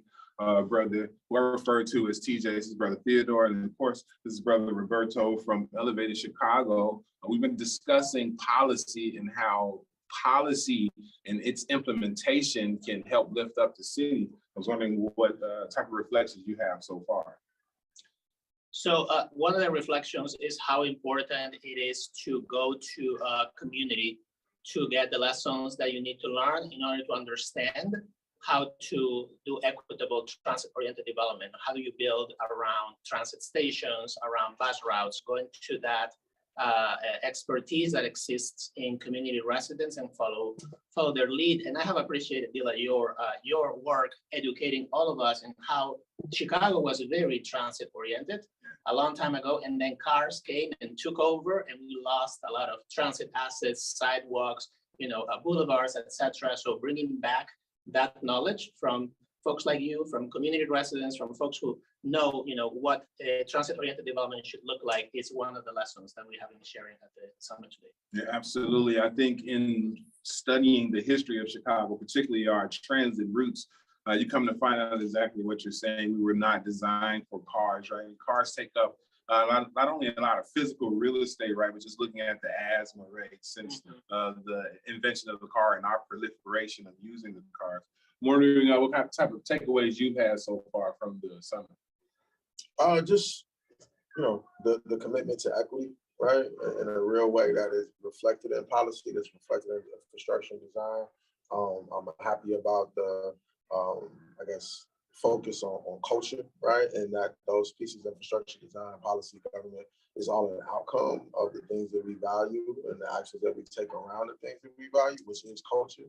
I take away that there are, a ton of us, right, who are committed in varying ways to bringing about healing and an equitable reality, and that there is always a sense of hope and an infusion of enthusiasm and energy when we get together in rooms or when we're sitting around tables having discussions and actually solution oriented. Once we get those solutions on paper, it's the hard work comes in rolling up your sleeves and making sure that those solutions actually take place and are built up. And this is a reflection of we're committed to that process. So that's what I'm getting. Today also there'll be an announcement about grant recipients, right? And a lot of repair in any instance, right? If you're gonna repair your house, it's gonna take some money. And a lot of times when we talk about lifting up communities, repairing things that were broken, or also implementing change, right? Again, that comes with money. How important is it for not only the city of Chicago, but just other foundations, philanthropic organizations to put their money, where their mouth is, versus wanting change is one thing. We have to pay for that change in a lot of instances. How helpful is that? Very helpful. Of course, money is very important. Those resources are absolutely necessary to repair the damage and the harm. For us, we have brought to the table philanthropic dollars, but we are even more excited about the allocations that the city has made from the Chicago Rescue Plan. Federal dollars are now going to impact communities in a very positive way. But for us, it's not only the money, but it's also the power and the narratives too. Like the money alone is not going to make it. You need also to give power to communities to decide where the money is going to go, and also to monitor and keep the city accountable about where those investments go. And narrative is very important too. The community residents of Chicago should drive the narrative, should be the narrators. You are a great narrator, and you're already providing us with awesome ways to look at our city and ways also to engage people through social media, through storytelling. So money is super important, but we need to provide residents also with power and also for spaces for them to tell their own stories and change the narrative. Right. I totally 100% agree. I think what's different about today's event and just the tenor of the energy that's going on in Chicago now is exactly what you're saying. The model formerly was, some big company is going to have volunteer day and they make their employees put on a shirt and go to an area, and they waste a ton of money busing them there and feeding them there and buying these shirts. And no one in that neighborhood is impacted at all beyond that one day of service. And I think allowing those who are on the ground, who know what their communities need, access to those resources, but then the power to implement those resources. How do you think that's going to change how we've formally been doing this type of work? I think it has the potential to change it drastically. I think one of the things to add on to the three pieces you talked about is, and maybe two, is the processing and the time that comes along with the process. You can't just drop a bucket of money into, you know, areas that have not had any, right? And think that it's going to be equitably distributed, and along with the thoughtful planning and the building of healed or creation of healed individuals, which create healed relationships that are necessary for you to have cohesion and cooperation for the long term, right? So as we make these investments are happening, and we know that these things are time sensitive, because when the administration changes, are we going to have the same type of investments that are being made today? And you never know when necessarily when those investments are coming. So there are a number of us that are, some of us are well prepared to take advantage of the resource that comes through. There are others that are scrambling, right, to get together both individually but collectively, and then use the resources in the time that we have it. So this is 150% encouraging, and we need to be encouraged to continue this process long term, right? And long term don't have to be 50, 60 years, though it needs to be. Long term for the philanthropic community needs to be, okay, I'm gonna invest however much money. I need to stick and stay with the group, right? I need to go work with them and the community through all the growing pains and the processes that are necessary to get us to an end. If you don't do that, then and you pull out as soon as problems happen, or it's not a long-term commitment, then we end up doing more harm than good, right? Because now we know that we already distrust the process, right, and distrust individuals. If you come in and sprinkle a little something and then walk away, or if you give a little something that's not enough, then our distrust heightens, right? It grows, and then we have, you know, incomplete projects, which end up disheartening individuals and making it harder to pull more people into this healing and building process. And it costs the person that comes behind more to fix the half job you did, and then it discourages investment because there's so many half projects. Along with that, though, is policy. I know you're a very big proponent on policy. We can have a lot of service and not-for-profit help all we want, but there has to be a policy portion of it in order to implement real change. There was policy in not only Chicago, but other cities that said, hey, we can legally discriminate against folks. There were policies that called for the removal of certain bus lines in certain areas of the city. There are policies that even now as a tradesman, right, that prevent neighborhood people working on certain projects. How do we push both narratives at the same time that we continue the drive of implementing policy as well as dollars? Yeah, so Elevated Chicago, our coalition has provided the table to revert all those types of policy from the past that was so damaging for community. The first thing that we did when we started our journey was to ask the city of Chicago to create a table that we would convene with the mayor's office, where half of the table were city folks doing policy. The other half was not be Elevated Chicago coalition members, community-based organizations, policy advocates, organizers, etc. They agreed to do that. And after 2-3 years, we created together the ETOD policy plan for the city of Chicago. And then we organized all together to convince city council to vote a new ordinance, right? And that ordinance came from the bottom up, from all those voices from community. It was approved by 38 votes this past July, and it's now time to implement it, right? So that's how you do policy differently, right? Creating the table and demanding government to have community-based organizations, organizers, residents sitting at the same table with the people who made the decisions, and bringing people to the table that in the past were not considered to be, should be sitting around development tables, like public health experts, artists, narrators, etc. So that's how we think about policy and how we're changing the system. There is a lot of development going on, particularly in Bronzeville and on the south side. And I'm a person that is certainly for development, but not for the sake of profit only. And a lot of times what we see is that folks come in with profits in mind, sometimes thinking with that model, the quality of the construction is one thing that takes a hit, but the integrity or the intention of the project is also something that takes a hit. It's hard to be successful with bad intentions. How are we able to, yes, we need money. Yes, I want your development to be profitable so that you'll have more development, but how can we leverage the power of the people in these communities to make sure that the developers coming in have the community in mind and not their bottom dollar?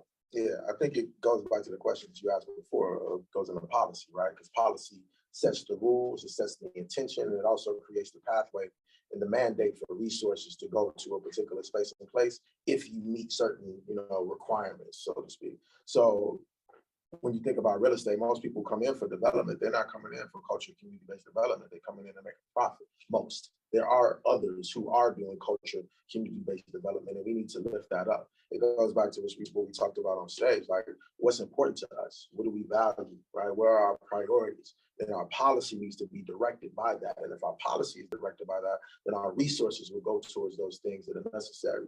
If we think that it's important for Bronzeville to maintain the character that is historic to what it's been as a neighborhood, the best of it, not just the money-making pieces, then the building and the architecture and the construction all needs to be held to a standard and a type and a direction that fits those requirements, that fits that vision. And that's what we need to do any and everywhere, which is why people have to be involved in the process, as you said, from the bottom up, but also understand the process and the time that it takes. Right? There are decades of work that goes into outcomes that we see today, right? And I think that though we need immediate change, I think that that change is going to happen when we exist in a space and place or within systems that have been in place for decades that work against that, right? We have to be prepared for the battle, for the process, for the long term, for the long haul, in order to see the outcomes that we desire. Time is something that we don't always have in abundance, but history teaches us lessons. And a particular lesson that I like to teach about is the Pullman community. And so the town was formerly an industrial town for George Pullman's workers. And through a whole bunch of shady dealings, he eventually had to relinquish his rights to the town. But you had, hundreds of houses with town workers in it who were formerly renting to the town. But then the city of Chicago gave every resident 10 years to come up with a plan to purchase the house that they were living in the Pullman neighborhood. And just allowing that allotment of time, it almost seems impossible now that we would give anybody 10 years to figure, a community 10 years to figure something out. But what they realized is that it took Pullman longer than 10 years to harm them, right? They were living in a town and paying rents and unable to own for longer than 10 years. You're gonna need at least that to fix the situation, and they were allotted that.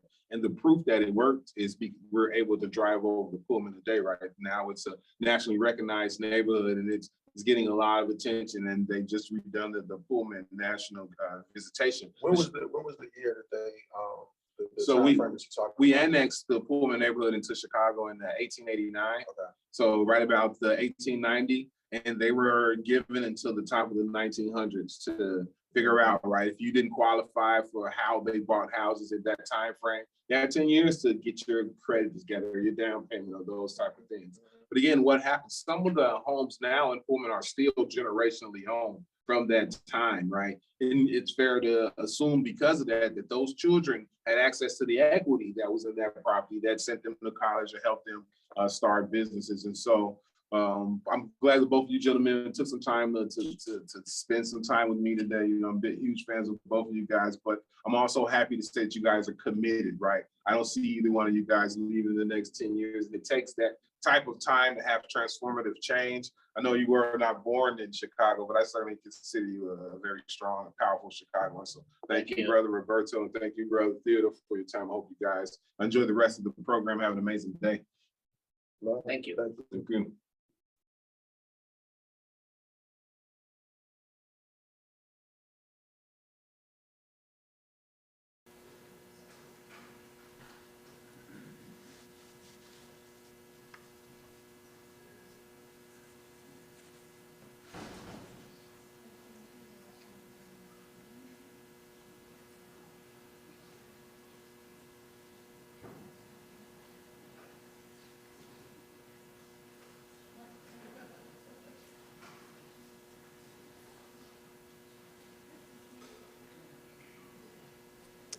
All right, so thank you everyone, welcome back. I want to thank everybody. I hope folks got a chance to stretch it out a little bit, take care of whatever needs they needed to take care of. But certainly, I hope you got a chance to contribute to this beautiful word cloud. So we've been having a lot of dynamic conversations, and this is just kind of our pulse check. So the words that I see really coming out are community, hope, healing, inspired, authentic. And so let's just, hold some of these words as we continue to move through today's conversation, but thank you. I'm really excited for this next portion. I know you all don't know how much work has gone into this, but this has been, I think, a moment that we've been working toward for a while. So it's been a long time coming that we've been thinking about how do we invest in this work? How do we invest in healing work? What does that look like? What is the tangible ways that we can support people? And so this grant, the Together We Heal Creative Place grant, is a partnership with the Mayor's Office for Equity and Racial Justice and the Department of Cultural Affairs and Special Events. And together, we have pulled together the resources, the strategies to really design something that responded to what folks told us was important. And so today, we are going to demonstrate what a tangible investment in the work of healing can look like in hopes that we make sure it is not our last. But instead of me gushing about it and telling you all the details, I'm actually going to invite some powerful leaders to share exactly what the Together We Heal Creative Place program is and what our hope for this work is. I want to start by showing a video. This video is, I think it gives you a vision of what the power of arts and development can look like. It is from a different program, but I think it sort of stands as a testament to how powerful we see arts and development and engagement really taking shape in our city. Following this video, you're going to hear from two great leaders. The first is our mayor, Mayor Lori Lightfoot, who will share very specifically about her vision for the Together We Heal work in conjunction with the recovery work that we are doing as a city. And she will be followed by our Commissioner of the Department of Cultural Affairs and Special Events, Aaron Harkey, who will talk about DCASE's vision for this work. And then we will move forward into the announcements of our grant recipients. And so with that, let the video roll. It's important that people see things of value, see things that are nice, great, cultural in their own space. It reverberates.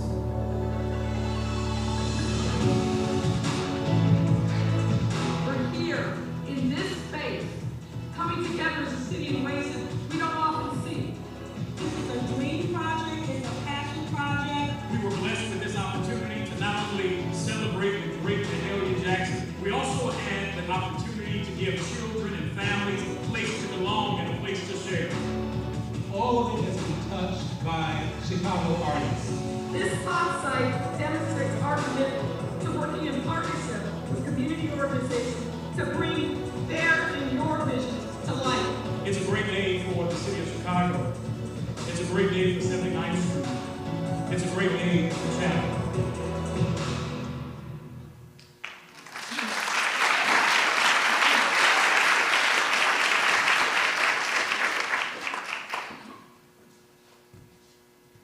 Well, good morning, everyone.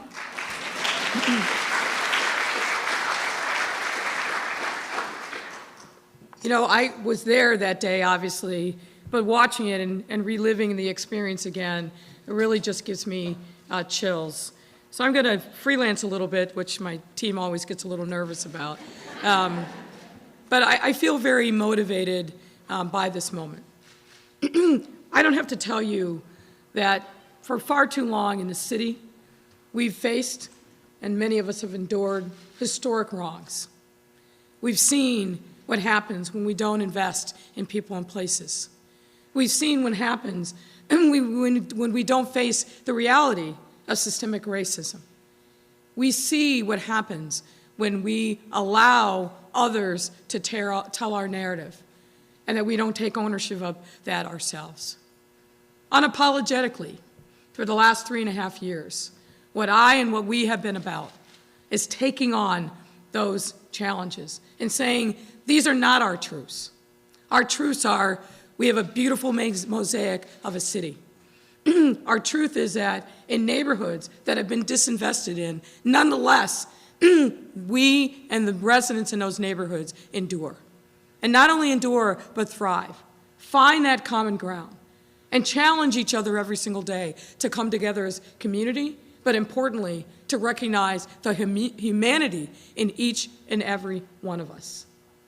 So my hope in thinking about this moment and that we are in a real inflection point in the city of Chicago's history is a real opportunity for us to come together, to see each other as brothers and sisters on the same journey toward the same end, which is to have good life, safe neighborhoods, vibrancy, and really claim our stake in what it means to be a Chicagoan.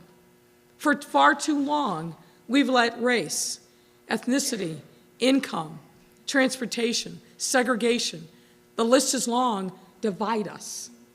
Part of healing has to be about us coming back together to recognize that each of us is God's child, and that each of us has something to contribute in our own way. No, not each of us will stand and be the mayor or be a commissioner of a department, but each of us has something to give and contribute, even if it's just inside of our home or on our block.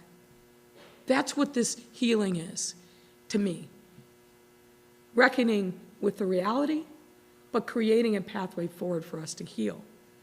That's why I think one of the most important powers that we have, I have as a mayor, we have as an administration, is the power of convening. The power of shining a spotlight, not just on the problems, but making sure that we are focused on the solutions. And I'm also a firm believer that the people who are closest to the problems are also closest to the solutions, which means that every time that we engage with you and community, that we have to come with a humble heart and with a listening ear. And we have to find that common ground, even when it's really difficult, even when the challenges seem insurmountable. There's nothing that we can't do, no problem that we can't solve if we come together. We have proved that over and over again, most recently through COVID. And let me emphasize that in particular.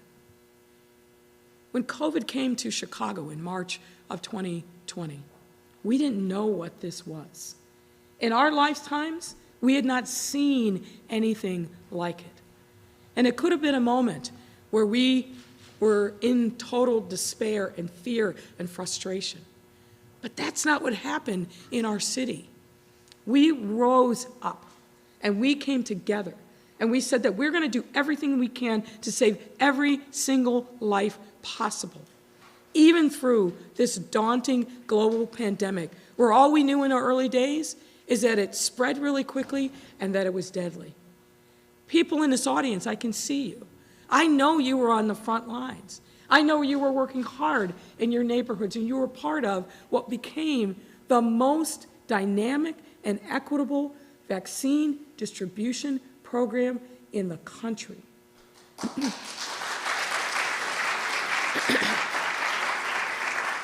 You did this. You did this. You helped heal your communities. You helped educate. You helped get people to testing. You helped make sure that the vaccine was available. You saved lives because we worked together. And we are doing the same kind of work when it comes to public safety. Those of you who are longtime residents, I don't have to tell you. Violence in Chicago, unfortunately, has been part of who we are for far too long. I came to the city in 1986. It was here then. But I am determined to do everything I can with every power, every tool that I have to make it part of our past, not our perpetual future. But we can't do it unless we work together. So a year ago, we started a plan to go into the 15 most violent neighborhoods based on historical data to ask a simple but important question. What will it take to make you feel safe on a block-by-block level? Again, working together, being very clear-eyed about the challenges. And the answer to those questions was different in Roseland than it was in West Garfield Park. It was different in Inglewood than it was in South Shore. But because we came together, year over year, we're seeing 20 and 30% declines in violence in these neighborhoods. That story needs to be told because it's your story. It's not my story. It's your story. It's a Chicago story, again, of us coming together, doing what was necessary to say, in this time, in this place, we are reclaiming the geography under our feet, and we are going to make a peaceful place for our families and our children and our elders to thrive. That's what healing looks like to me. And it's you have told us and pushed us, Mayor, we need more mental health resources in our communities. And we've answered that. Raising the budget for mental health services by 10 times since 2019. And by the end of this year, there will be free mental health resources to attend to the needs of our residents, from our elders down to our children, in every single one of our 77 neighborhoods. You made that happen because you said, here's a need, and we said, how do we meet that need?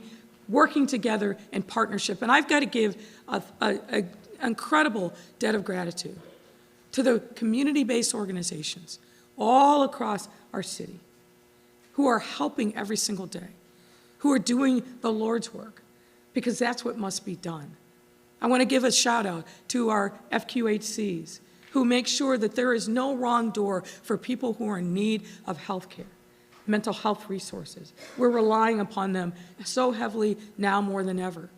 I got to give a debt of gratitude to the various anti-violence organizations that are out there, Moms That Demand Action and others, also the street outreach and intervention folks. There is a body of warriors that are out in every neighborhood doing everything that we can to bring our city together, to address the needs, to right these historical wrongs, but to chart a very clear path toward the future. We owe each and every one of you and them a debt of gratitude. So that brings us back to the moment that we're in. And folks, I also would be remiss if I didn't thank Candace Moore and her team.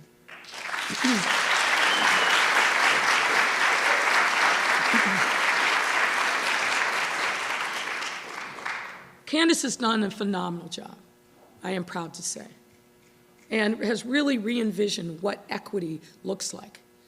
We started out by making sure that within city government, in every department, that people were viewing the work that they did every day, from the streets and sanitation workers, to the public health administrators, to the Department of Family and Support Services, police department, fire, every single department, making sure that they were viewing the work that they did in delivering services to our city, to our residents, was viewed with an equity lens.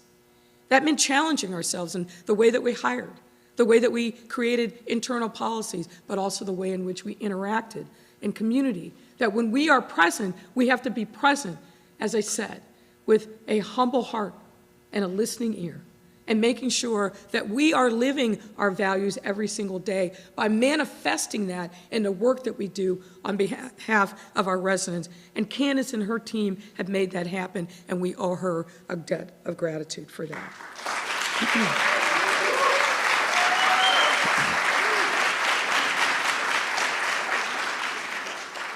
So friends, something else that you should know is this. Back in April of 2020, I foolishly hoped that the pandemic would be over by the fall of 2020. Well, we know that didn't turn out the way I'd hoped. But even then, we started thinking about how do we recover? How do we heal? What do we do to make sure that we're not just recovering economically? That was important, obviously. But how do we make sure that we understand what this has done, this pandemic, to upend people's lives? I've said this many times in my reflections. I don't think any of us understood how much we clung to and depended upon the predictability in our daily routines and lives. All of that was taken away from us.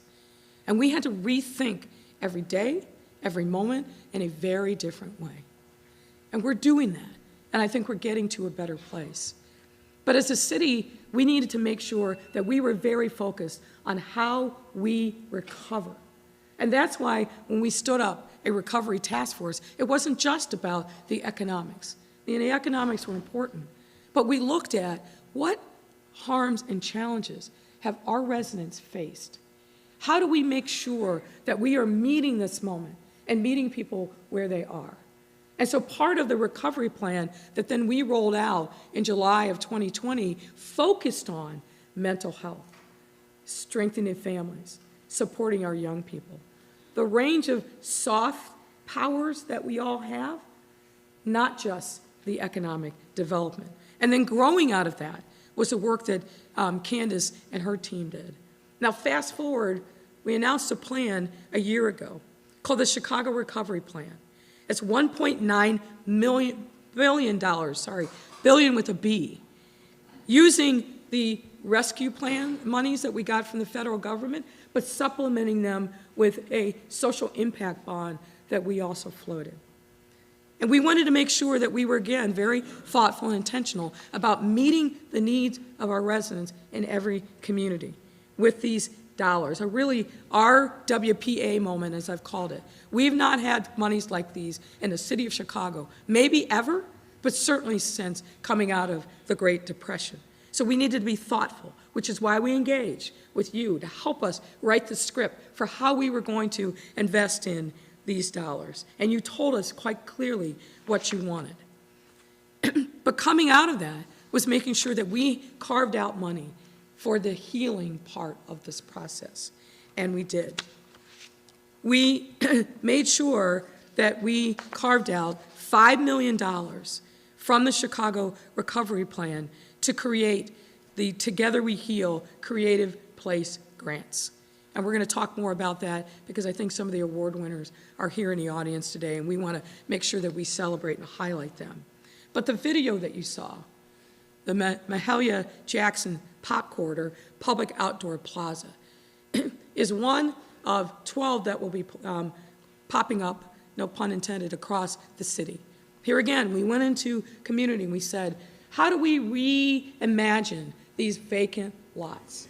How do we make sure that we turn it into something that the community wants, and that we invest not only in this place-based investment, but that we create opportunities for young people and for artists in these locations?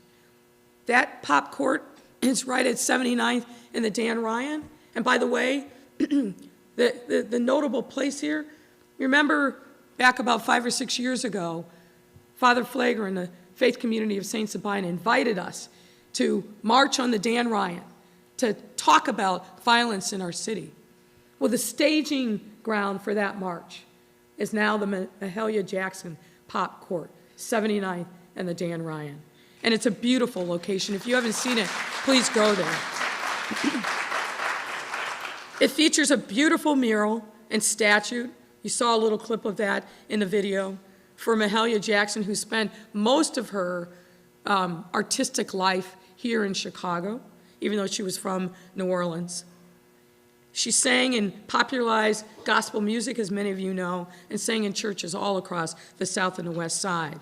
There's a little mini museum about her life and accomplishments that's on the site. But also, if you travel that route, you can get a cup of coffee and a little something to eat going to the train or coming from the train. Those are the kind of spaces and opportunities that we're creating across the city with some of these dollars. But let me take you back to the $5 million in the Together We Heal grants. These grants are awarded to individuals and organizations in historically disadvantaged communities who are creating artistic projects that highlight a community's history, culture, and assets. And friends, we don't know enough about our history in the city of Chicago. Again, many neighborhoods have great histories. People that have lived in the neighborhoods, events that have happened in these historic neighborhoods. We need to make sure that we tell and memorialize those stories so not only we know our narrative, that our young people coming behind us also know it. We don't do a good enough job in the city of Chicago in capturing and telling and celebrating our history, and these grants are intended to take a step in the right direction to turn that around. These projects will leverage the creative potential present in our communities and honor the work already taking place. So I want to thank all of our applicants and grantees for their project proposals. Now, I will also say we have a history in this administration. You may not have won this time, but if you got a great idea, we're going to work with you and make it happen. So don't be discouraged if you weren't one of the winners, because we may come back to you and say, let's make this happen. Let's do it anyway, and let's provide the resources to make that happen. So I want to say thank you for identifying creative ways to honor the richness of our history, highlight the beauty and the promise of our neighborhoods. And while each of your projects are different, they each represent a shared goal of using art and creativity to build bridges towards other people. Another important pillar of this year of healing.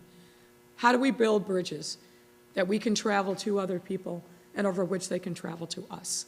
Coming together, finding our humanity, making sure that we understand that no matter what neighborhood you're in, no matter where you hail from, no matter what part of the world that you may have come from, you're all Chicagoans. We are brothers and sisters together. We're all neighbors. And if we remember that and live that mantra every single day, our city will be the better for it. So thank you very much for giving me this moment. Thank you all for knowing the importance of this work. And I'd like to welcome our D-Case Commissioner, Aaron Harkey. You're not going to find a more dedicated leader. Aaron, come on up. Share some good news with us.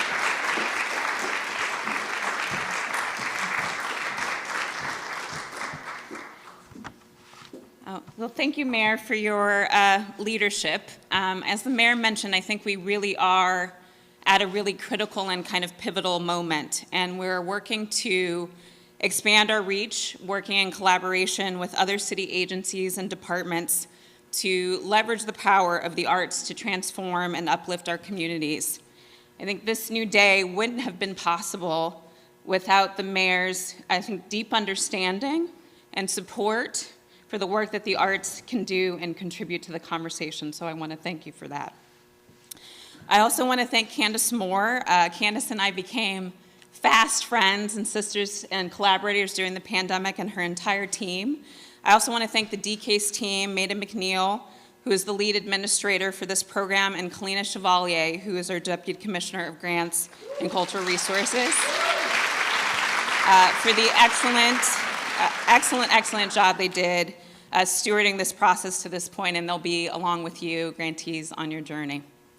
I'd also like to take the moment to just thank Commissioner Brown and his team for hosting us today. We're also in very deep collaboration with the libraries, and so we'll have some exciting announcements about those collaborations in the future. As the Mayor mentioned, I'm Erin Harkey. I am the Commissioner of the Department of Cultural Affairs and Special Events, more affectionately known as D-Case.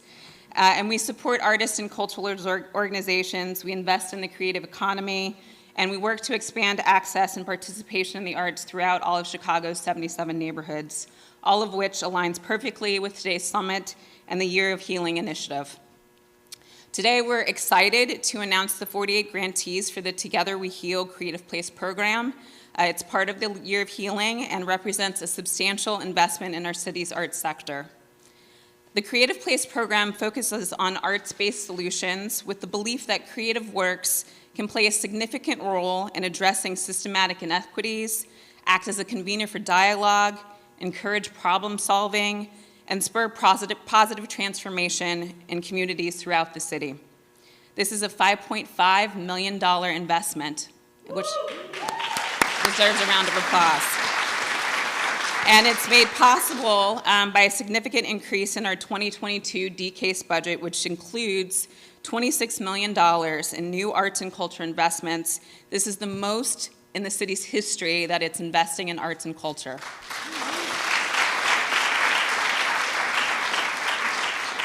We know that there is work to be done here in the city to address historic harms, to recover from the pandemic, but the imagination of our talented artists working with our community organizations can chart a path forward. Revitalizing and uplifting our neighborhoods is our #1 priority, and arts and culture need to be central to that. Our 48 Creative Place Program grantees were selected from more than 180 applications based on artistic merit, project feasibility, benefit to the community, community engagement experience, and connection to the Together We Heal 3-pillar framework of reflecting on our past, reclaiming our present, and reimagining our future. The grants are going to range in size from $25,000 to $500,000, and they'll support a wide range of projects in architecture, dance, film, music, performance art, photography, public art, and theater. It's a really wide, diverse array of projects that we're seeing, and we're so excited to see how they develop over time. So we're going to tell you a little bit more about them, and Candace is going to come up to help me do that.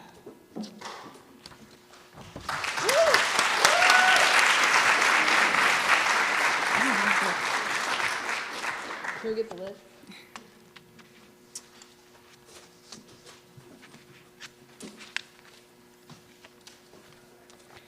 All right, we're gonna do this Oscar style. So you guys know what to do. Stand up when we announce your grant, and then we'll go from there. So the first grants that we're going to announce, there were basically 2 tiers. There were activation grants, which were smaller, time-limited engagements with communities. And so the first of those, these are going to be $25,000 grants. The first one goes to the Creative Reuse Exchange for THUG Hippie, Thug Hippie, the Creative Bus.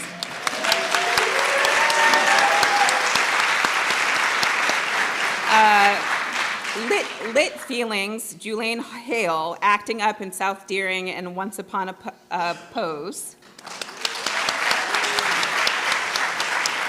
Chicago Urban Art Retreat Center, Diana C. Long Neighborhood Healing Project. Wayfinding LLC, Livette Haynes, Wayfinding Westside Lagoons. Brianna Ramirez-Smith, Marcos Rios, The Giving Tree Mural of Humboldt Park.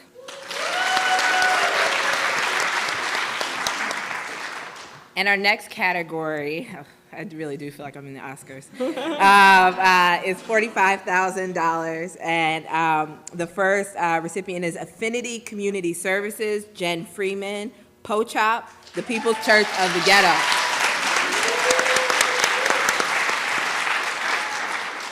We Sow, We Grow Project, the Black Bloom Project, Roots and Bloom.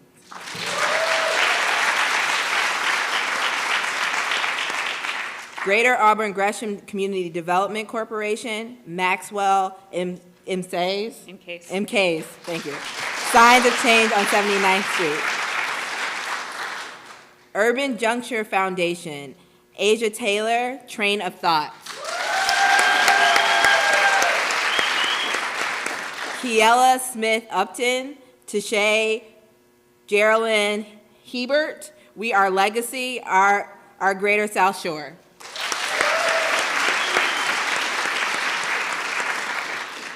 Urban Male Network, Pugs Adams, Changing the Inglewood Landscape.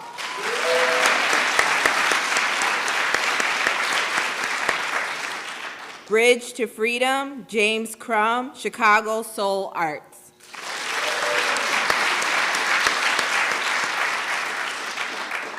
$6018 North, non-for-profit, Wisdom Beatty, Soil and Soul.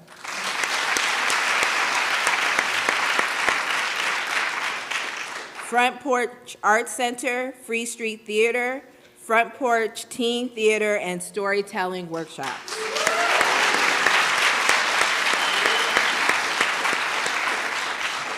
Free Spirit Media, Westside Association for Community Action, You Can't Kill the Revolution, a cinematic celebration of arts and activism on Chicago's West Side. Melissa Lewis, Christian Roldan, Aponte, Reclaiming Sanctuary.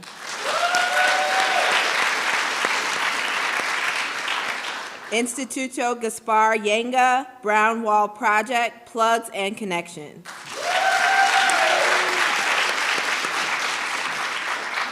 La Escuelita Bombera de Corazón, 18th Street Casa de Cultura, Agua.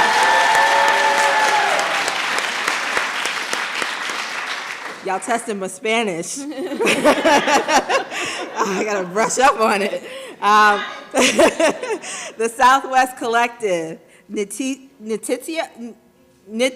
Flores, Archer Ave Art Cafe.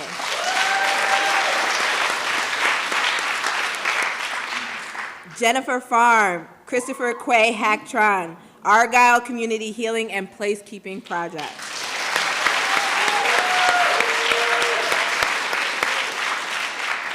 North River Commission, Natalia Vera Fuentes, We Are Albany Park.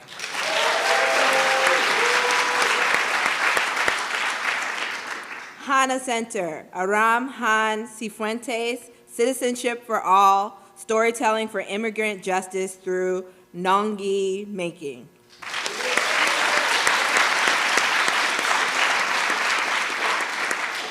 Chicago Mobile Makers, Maya Bird Murphy, Interlocking Visions, Strength in Communities.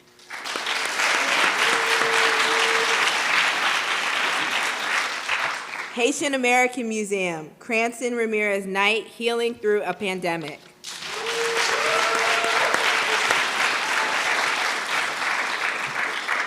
Red Clay Dance Company, Rashawn Sanders Ward, Rest, Rise, Move, Nourish, Heal. Puerto Rican Arts Alliance, Afri-Caribe, I messed that up. Camino Cultura, Activando Nuestro Espacio Comunitario. I'm trying, y'all.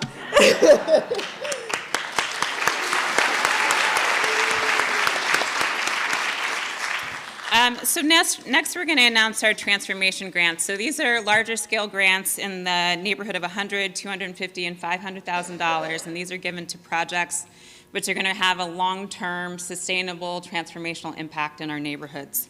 So first, at the $100,000 level, we want to acknowledge Urban Growers Collective, Chicago Art Department, South Chicago Farm Outdoor Art Studio. They're doing an art studio and a culinary makerspace, design charrettes and activation. Muddy Waters Mojo Museum, Chicago Blues Revival. The Mojo Garden and Performance Center. Prison Plus Neighborhood Arts Education Project with Sarah Ross, Wall Turned Sideways. Territory Not-for-Profit, Root to Fruit Youth Foundation, Austin Safely Action Plan, Austin 2.0. Taproots Incorporated, Antidote Incorporated, Creative Conversations.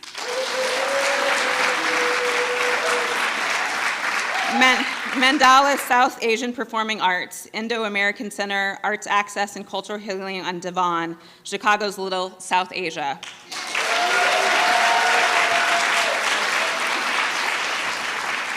The Miracle Center Incorporated, Nitsa Rosario, TMC Project Synergy. The Chicago Therapy Collective, Aisha Love, Together We Remember Elise.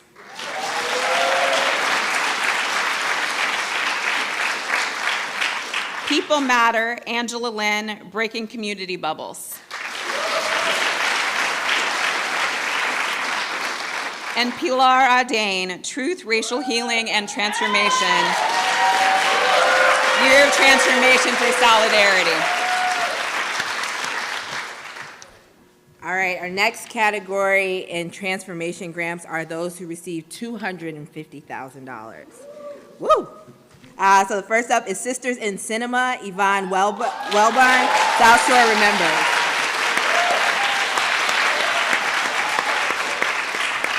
Rome in a Day Production, Chicago, Alexandria Akins, Parkway Picture Show.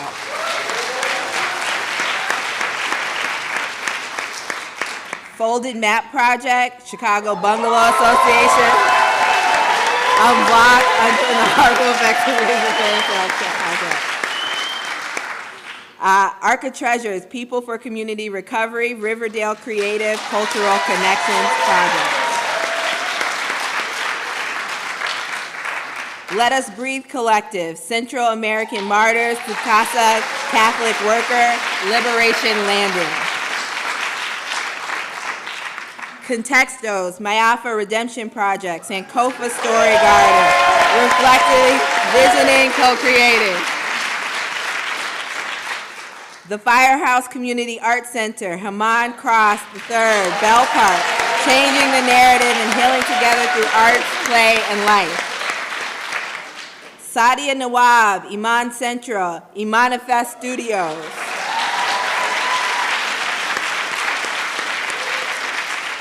The Foundation for Home and Square, Alexi Young, Celebrating Creativity and Culture in Home and Square, Public Space Improvements for Health, Safety, Belonging on Homan Avenue. The American Indian Health Service of Chicago, Incorporated, Cindy Fox Starr, Mending Intergenerational and Historical Trauma, MITE. Want to do this together? Yeah. Okay. And then the last, we have two $500,000 grantee recipients. The first is Deeply Rooted Dance Theater, Blacks and Green, Growing Together, a dance and garden project on the South Side. And our final $500,000, Full Spectrum Features, Latinos Progresando, Community Storytelling. Let's give everyone a round of applause.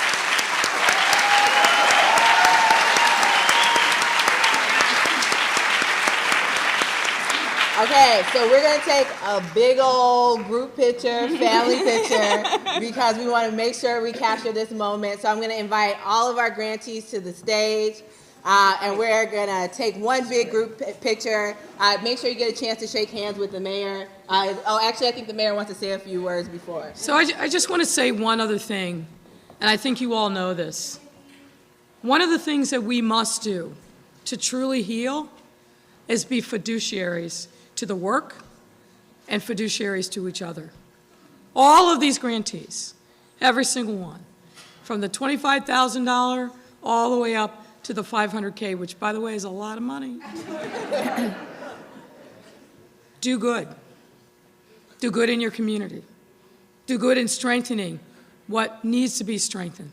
Do good in trying to reach those who need that heal, that touch, that knows that somebody else cares about them. Take, in an earnest way, your responsibility as a fiduciary to our great city, to our history, to our heritage, and to our healing. So thank you very much. Come on up and let's get a picture.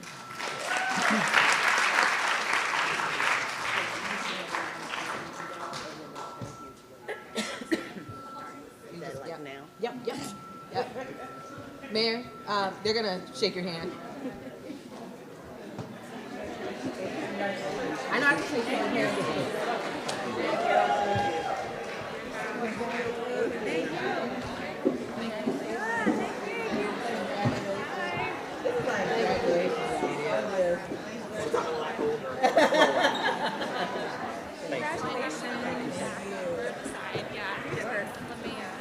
I'm a side tall person. Thank you so much. Thank you. Oh, I didn't know if you were on. Thank you so much. Hi, congratulations.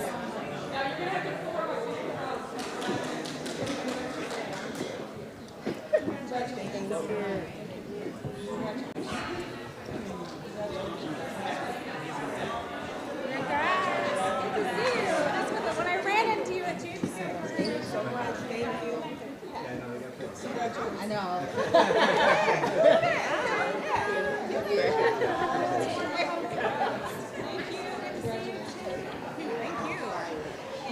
you.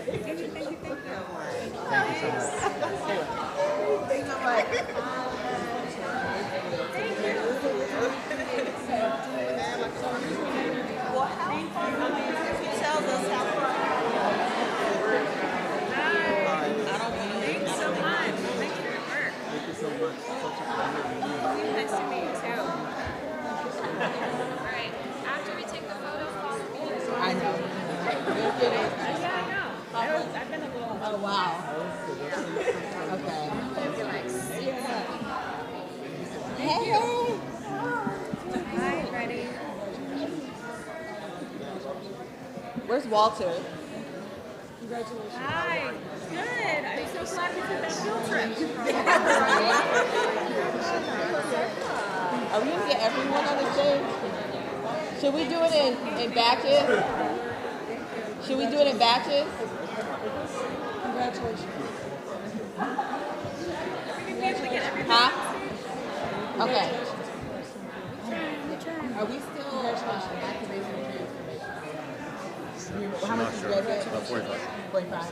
Let's get all the activation Okay, folks up and here then at the transportation grants. So, who's transformation? Are you guys Okay. Please make a couple of rounds.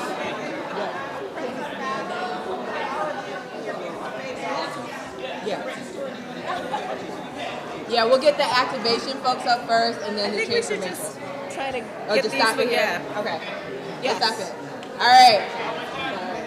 Huh? That's good for the shot. As long as we get the money, I think it's Yeah. good. Yeah, I know everyone's like,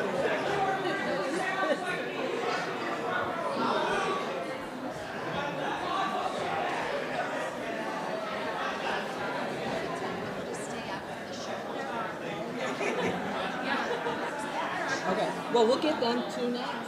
Oh, yeah. Yeah.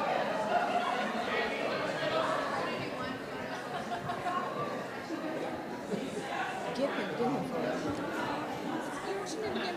I'm everywhere. That's funny.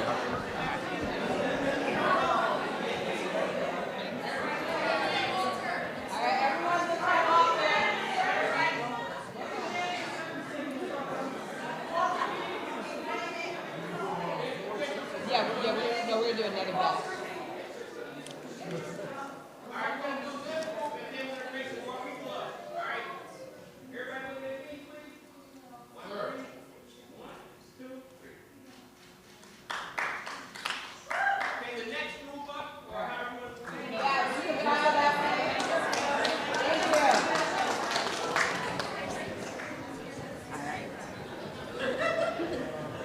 Okay, one more group.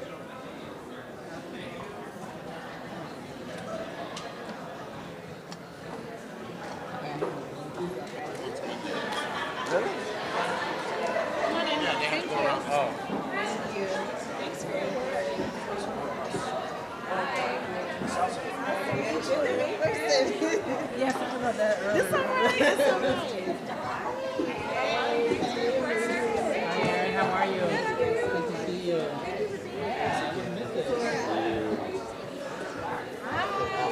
Nice to see you too.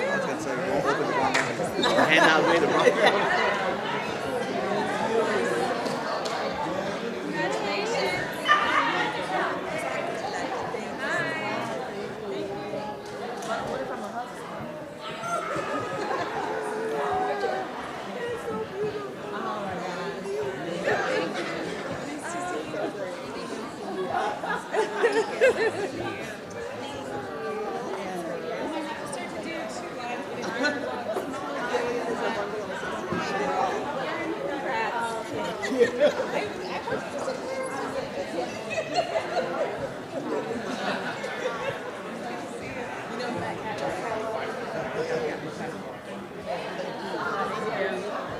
Thank you. Thanks. Thank you. Thank you.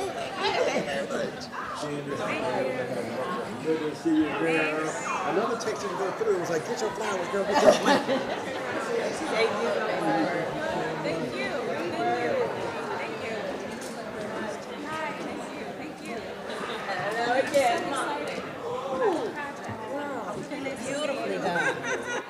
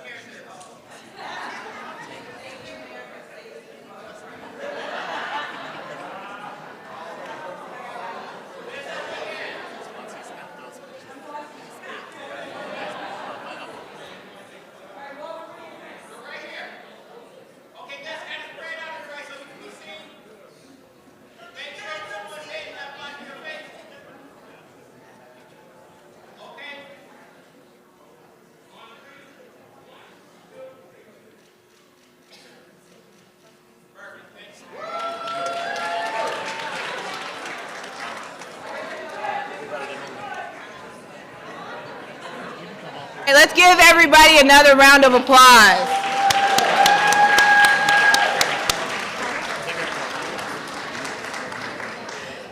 Are you gonna get the speakers up? Who are the two speakers? It's deeply rooted, but then I think it's somebody else. The other way.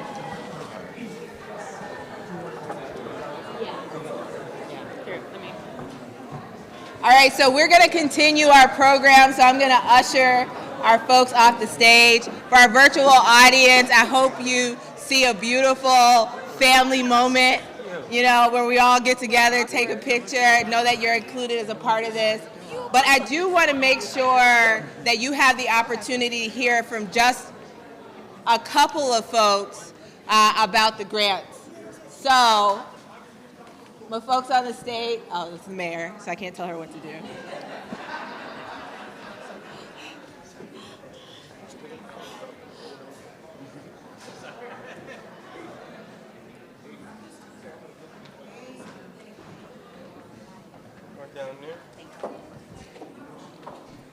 All right, and we have two of our grantees that are going to share just a couple of words about the projects and what this means to them.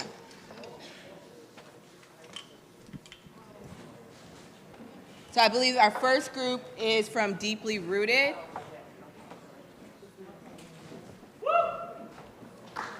Let's give her a round of applause.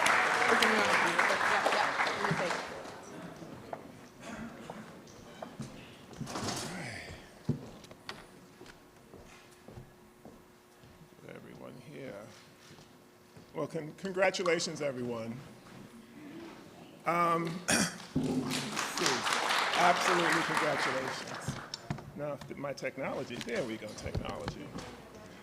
To Mayor Lori Lightfoot, Commissioner Harkey, Senior Manager Maida McNeil, fellow guests and creatives here today. Congratulations again. My name is Kevin Iega Jeff. I'm the Creative Director of Deeply Rooted Dance Theater. Okay. The artists, board, and staff of Deeply Rooted Dance Theater is honored to receive this amazing award. It will help to support our rooftop garden creative space project in partnership with Blacks in Green. Yes. Blacks in Green was founded and is led by my longtime colleague and friend, Naomi Davis. And we hit the jackpot when we got Naomi as a partner. The award will fund the creation of a rooftop garden designed by Omni Ecosystems and a new Southside Center for Black Dance and Creative Communities in development in Washington Park. The Southside Dance Center will be a home for Deeply Rooted Dance Theater and partner dance companies and community organizations including Blacks in Green, Forward Momentum, Joe Hall Dancers, Muntu Dance Theater, Studio One, Ballet Chicago, Chicago Black Dance Legacy Project Companies, U Chicago Logan Center partner companies, and we hope many, many more.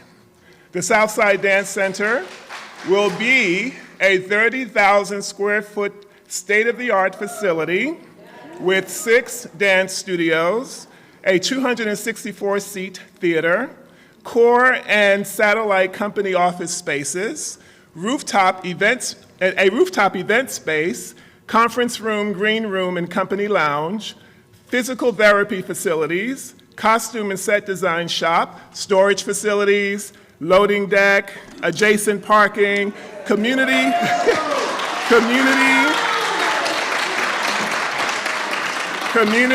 reception and waiting areas, 2 green spaces, one at the entry level, a garden space at the entry level, and the rooftop space which I already described.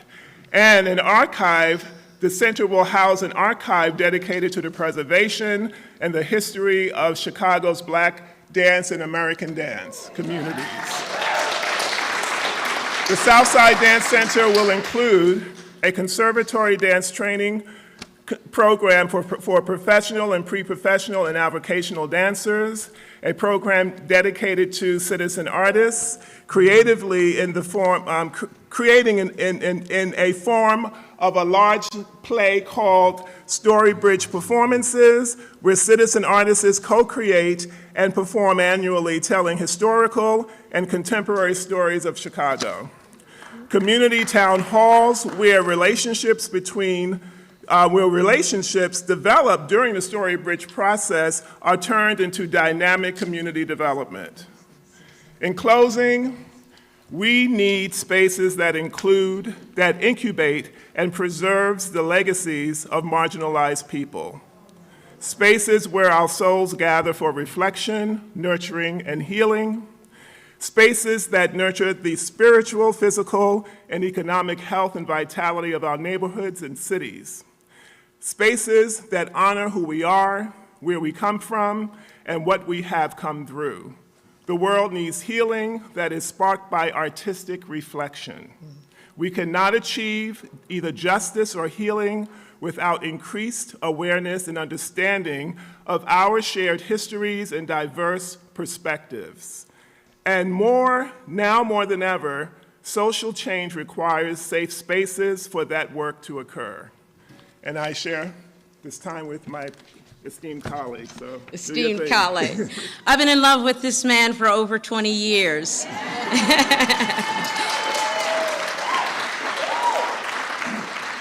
So I'm Naomi Davis. I come from white gloves and mud, proud granddaughter of Mississippi sharecroppers who moved up south for freedom and economic opportunity. Proud stewards of the Emmett and Mamie Till Mobley House Museum. One part of the legacy of the Great Migration and the courage and genius and work ethic and love that marked the millions who came, voted with their feet, and changed everything. So we are so grateful to the mayor and the city and to our colleagues who just make me cry that we can stand in a tradition of love that is older than time and that we promise to carry into the future with you. Thank you. We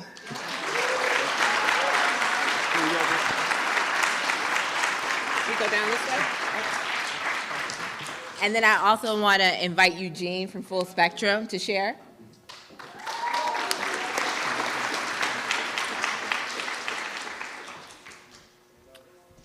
Hey everyone, congrats to all, was it 48 organizations and recipients. So inspired by your work and seeing everything everyone's doing. I apologize, I missed the memo that I was gonna be asked to speak, so I'm gonna speak very much off the cuff. I'll keep my remarks brief. I'm Eugene Park, the founder and executive director of Full Spectrum Features.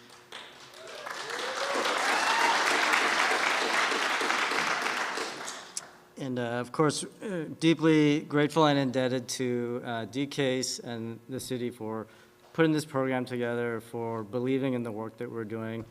Our program, or the project that's going to be funded, is called Community Storytellers. And you can guess from the name what it's about, but I'll say a couple more words about it. Our offices are set up right outside the gates of CineSpace. And if you guys are familiar with CineSpace, it's where a lot of Dick Wolf shows are made. Instead of building bridges with the community, though, they built walls. They put up security guards. And as a film organization, we want to work to break down some of those barriers. I think in this year, talking to Peter O'Hawley, the director of the film office, he mentioned that the state is on track to spend $750 million in film and television production. Almost none of that is locally sourced stories. These are LA producers, New York-based screenwriters, people who are coming here telling our stories for us. So this program is pushing back against that extractive storytelling and saying the sacred stories are in our communities.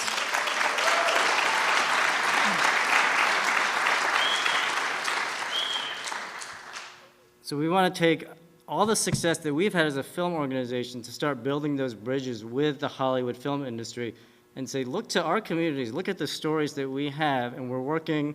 I want to take a second to acknowledge our partners, Latinos Progresando. They've been around much longer than us, 20 plus years, working with a primarily Mexican-American community in and around South Lawndale.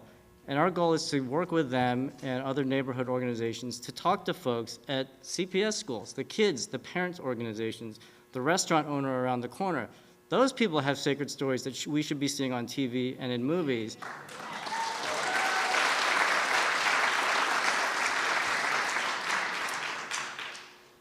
And to respond to one of the mayor's comments, we take this responsibility very seriously.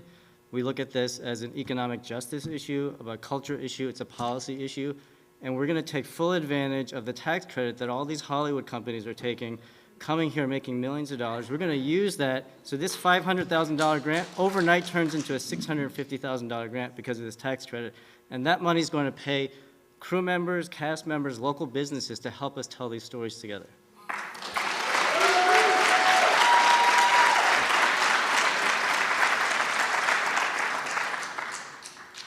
So I promised them I'd keep it short, so I think that's about it. But thanks again, and congrats to everyone.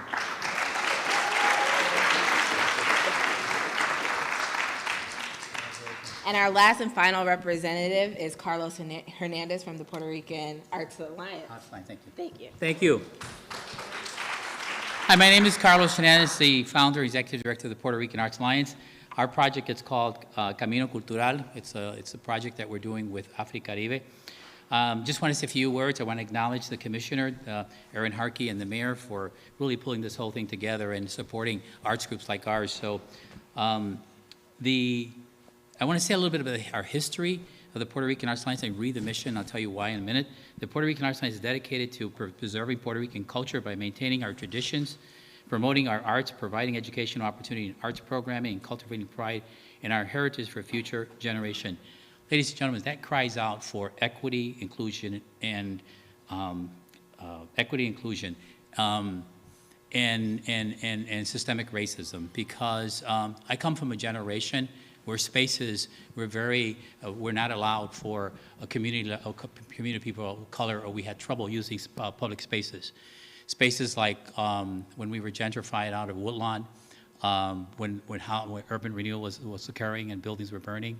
Spaces like church, sacred places like church, where we were asked to go down to the basement of the church and use not the main chapel, but the basement of the church for our services. Spaces like public parks, where we were chased out from communities. So the fact that the city has put together this powerful project of racial healing and pulling public spaces together is remarkable, and it's touching, and it's commendable. So I want to just acknowledge the city for putting together that.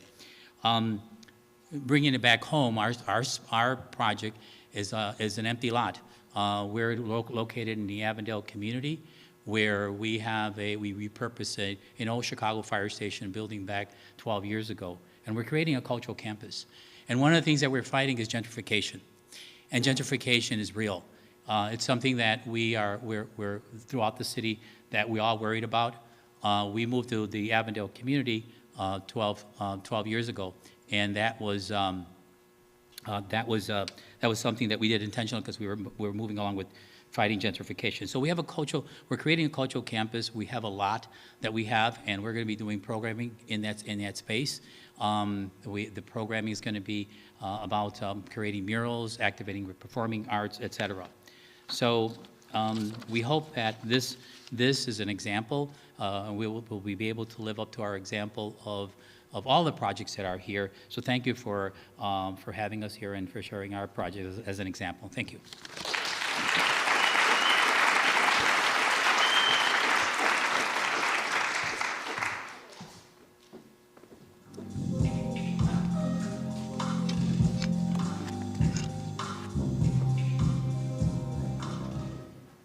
There's so many paths to racial equity and justice, and love is one of them. Love is one that will embrace us and nurture, just as it did when we were born.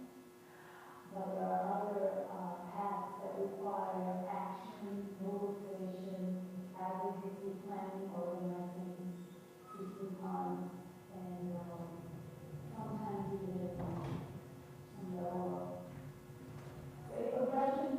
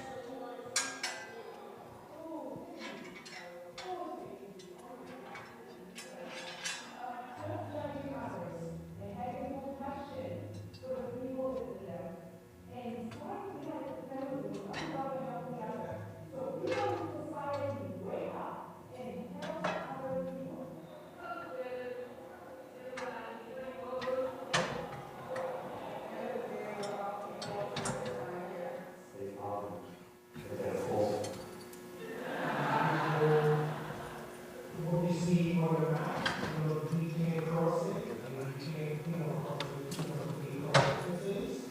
And just know that, take each other as references, each other's capacity to each other. The city is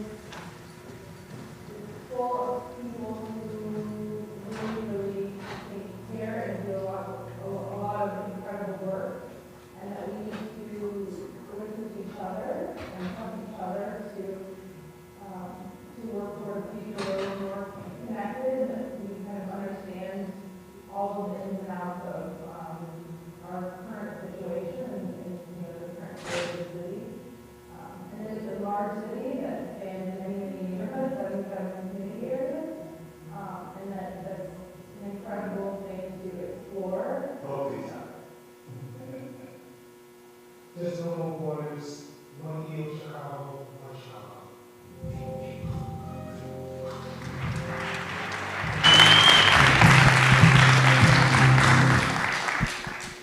All right, so we come to that moment where we are wrapping up. So first and foremost, just give everyone another round of applause. To all of our grantees, to our panelists, to everyone that has made this work possible, I thank you deeply. This has been a labor of love. I always say I'm not an artist, but in many ways I feel like this is my art, right? This is our art, to be able to create new visions for our work together. And so as we close, there's so much to walk out of this space with. There's so much to carry with us. We do, as always, have a few specific things that we want to invite you to. So I want to take a moment to talk about three next steps that you can do immediately to start engaging with us.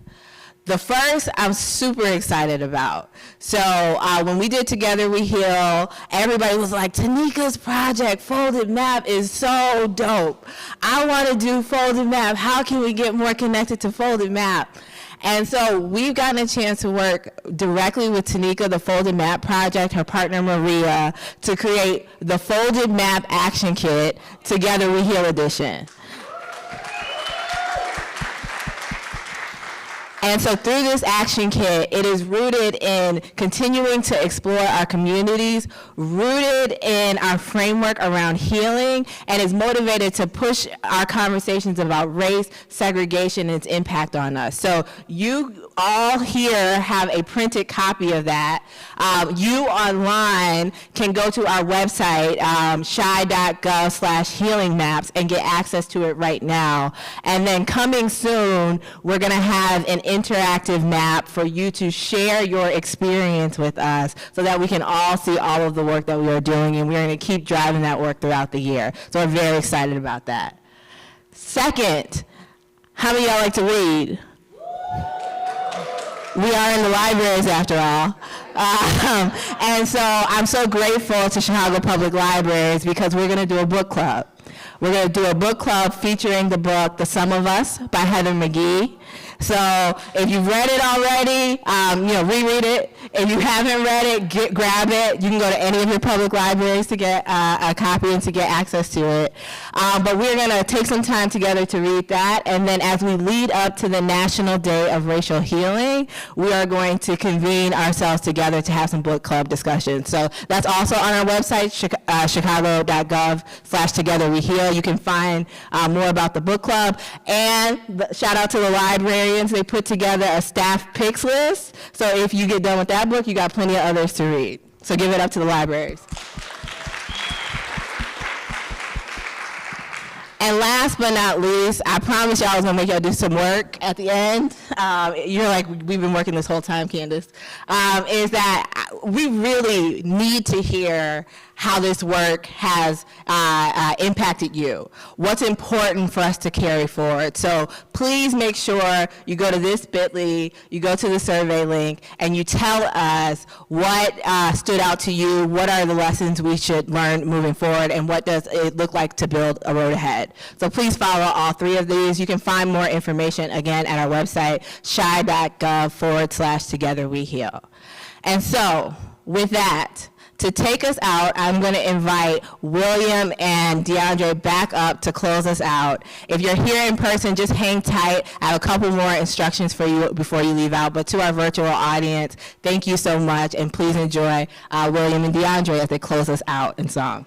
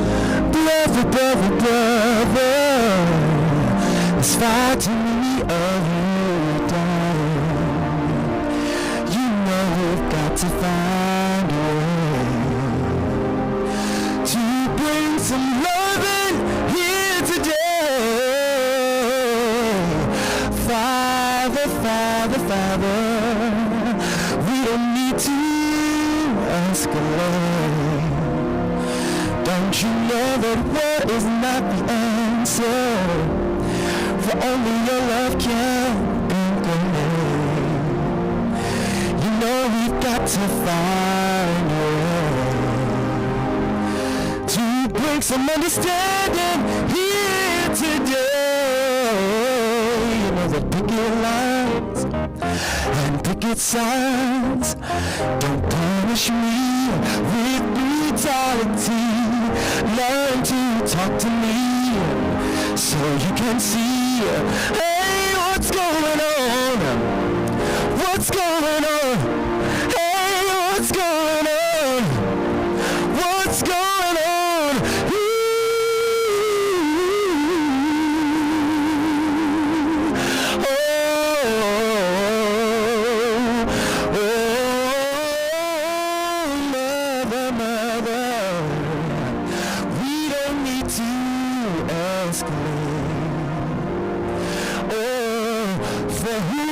To judge us only because our hair is long.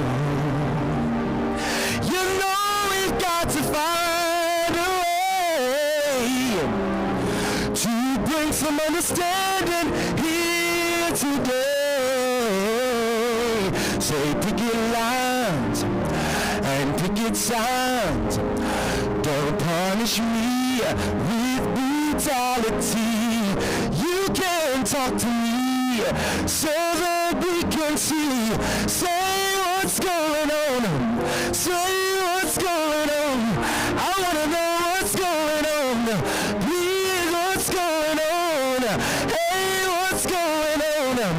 Hey, what's going on? Oh, what's going on? Tell me what's going on.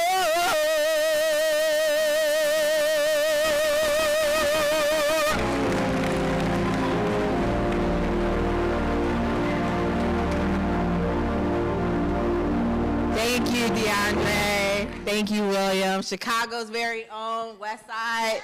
Love it. All right, so I'm talking just to the in-person, I hope. So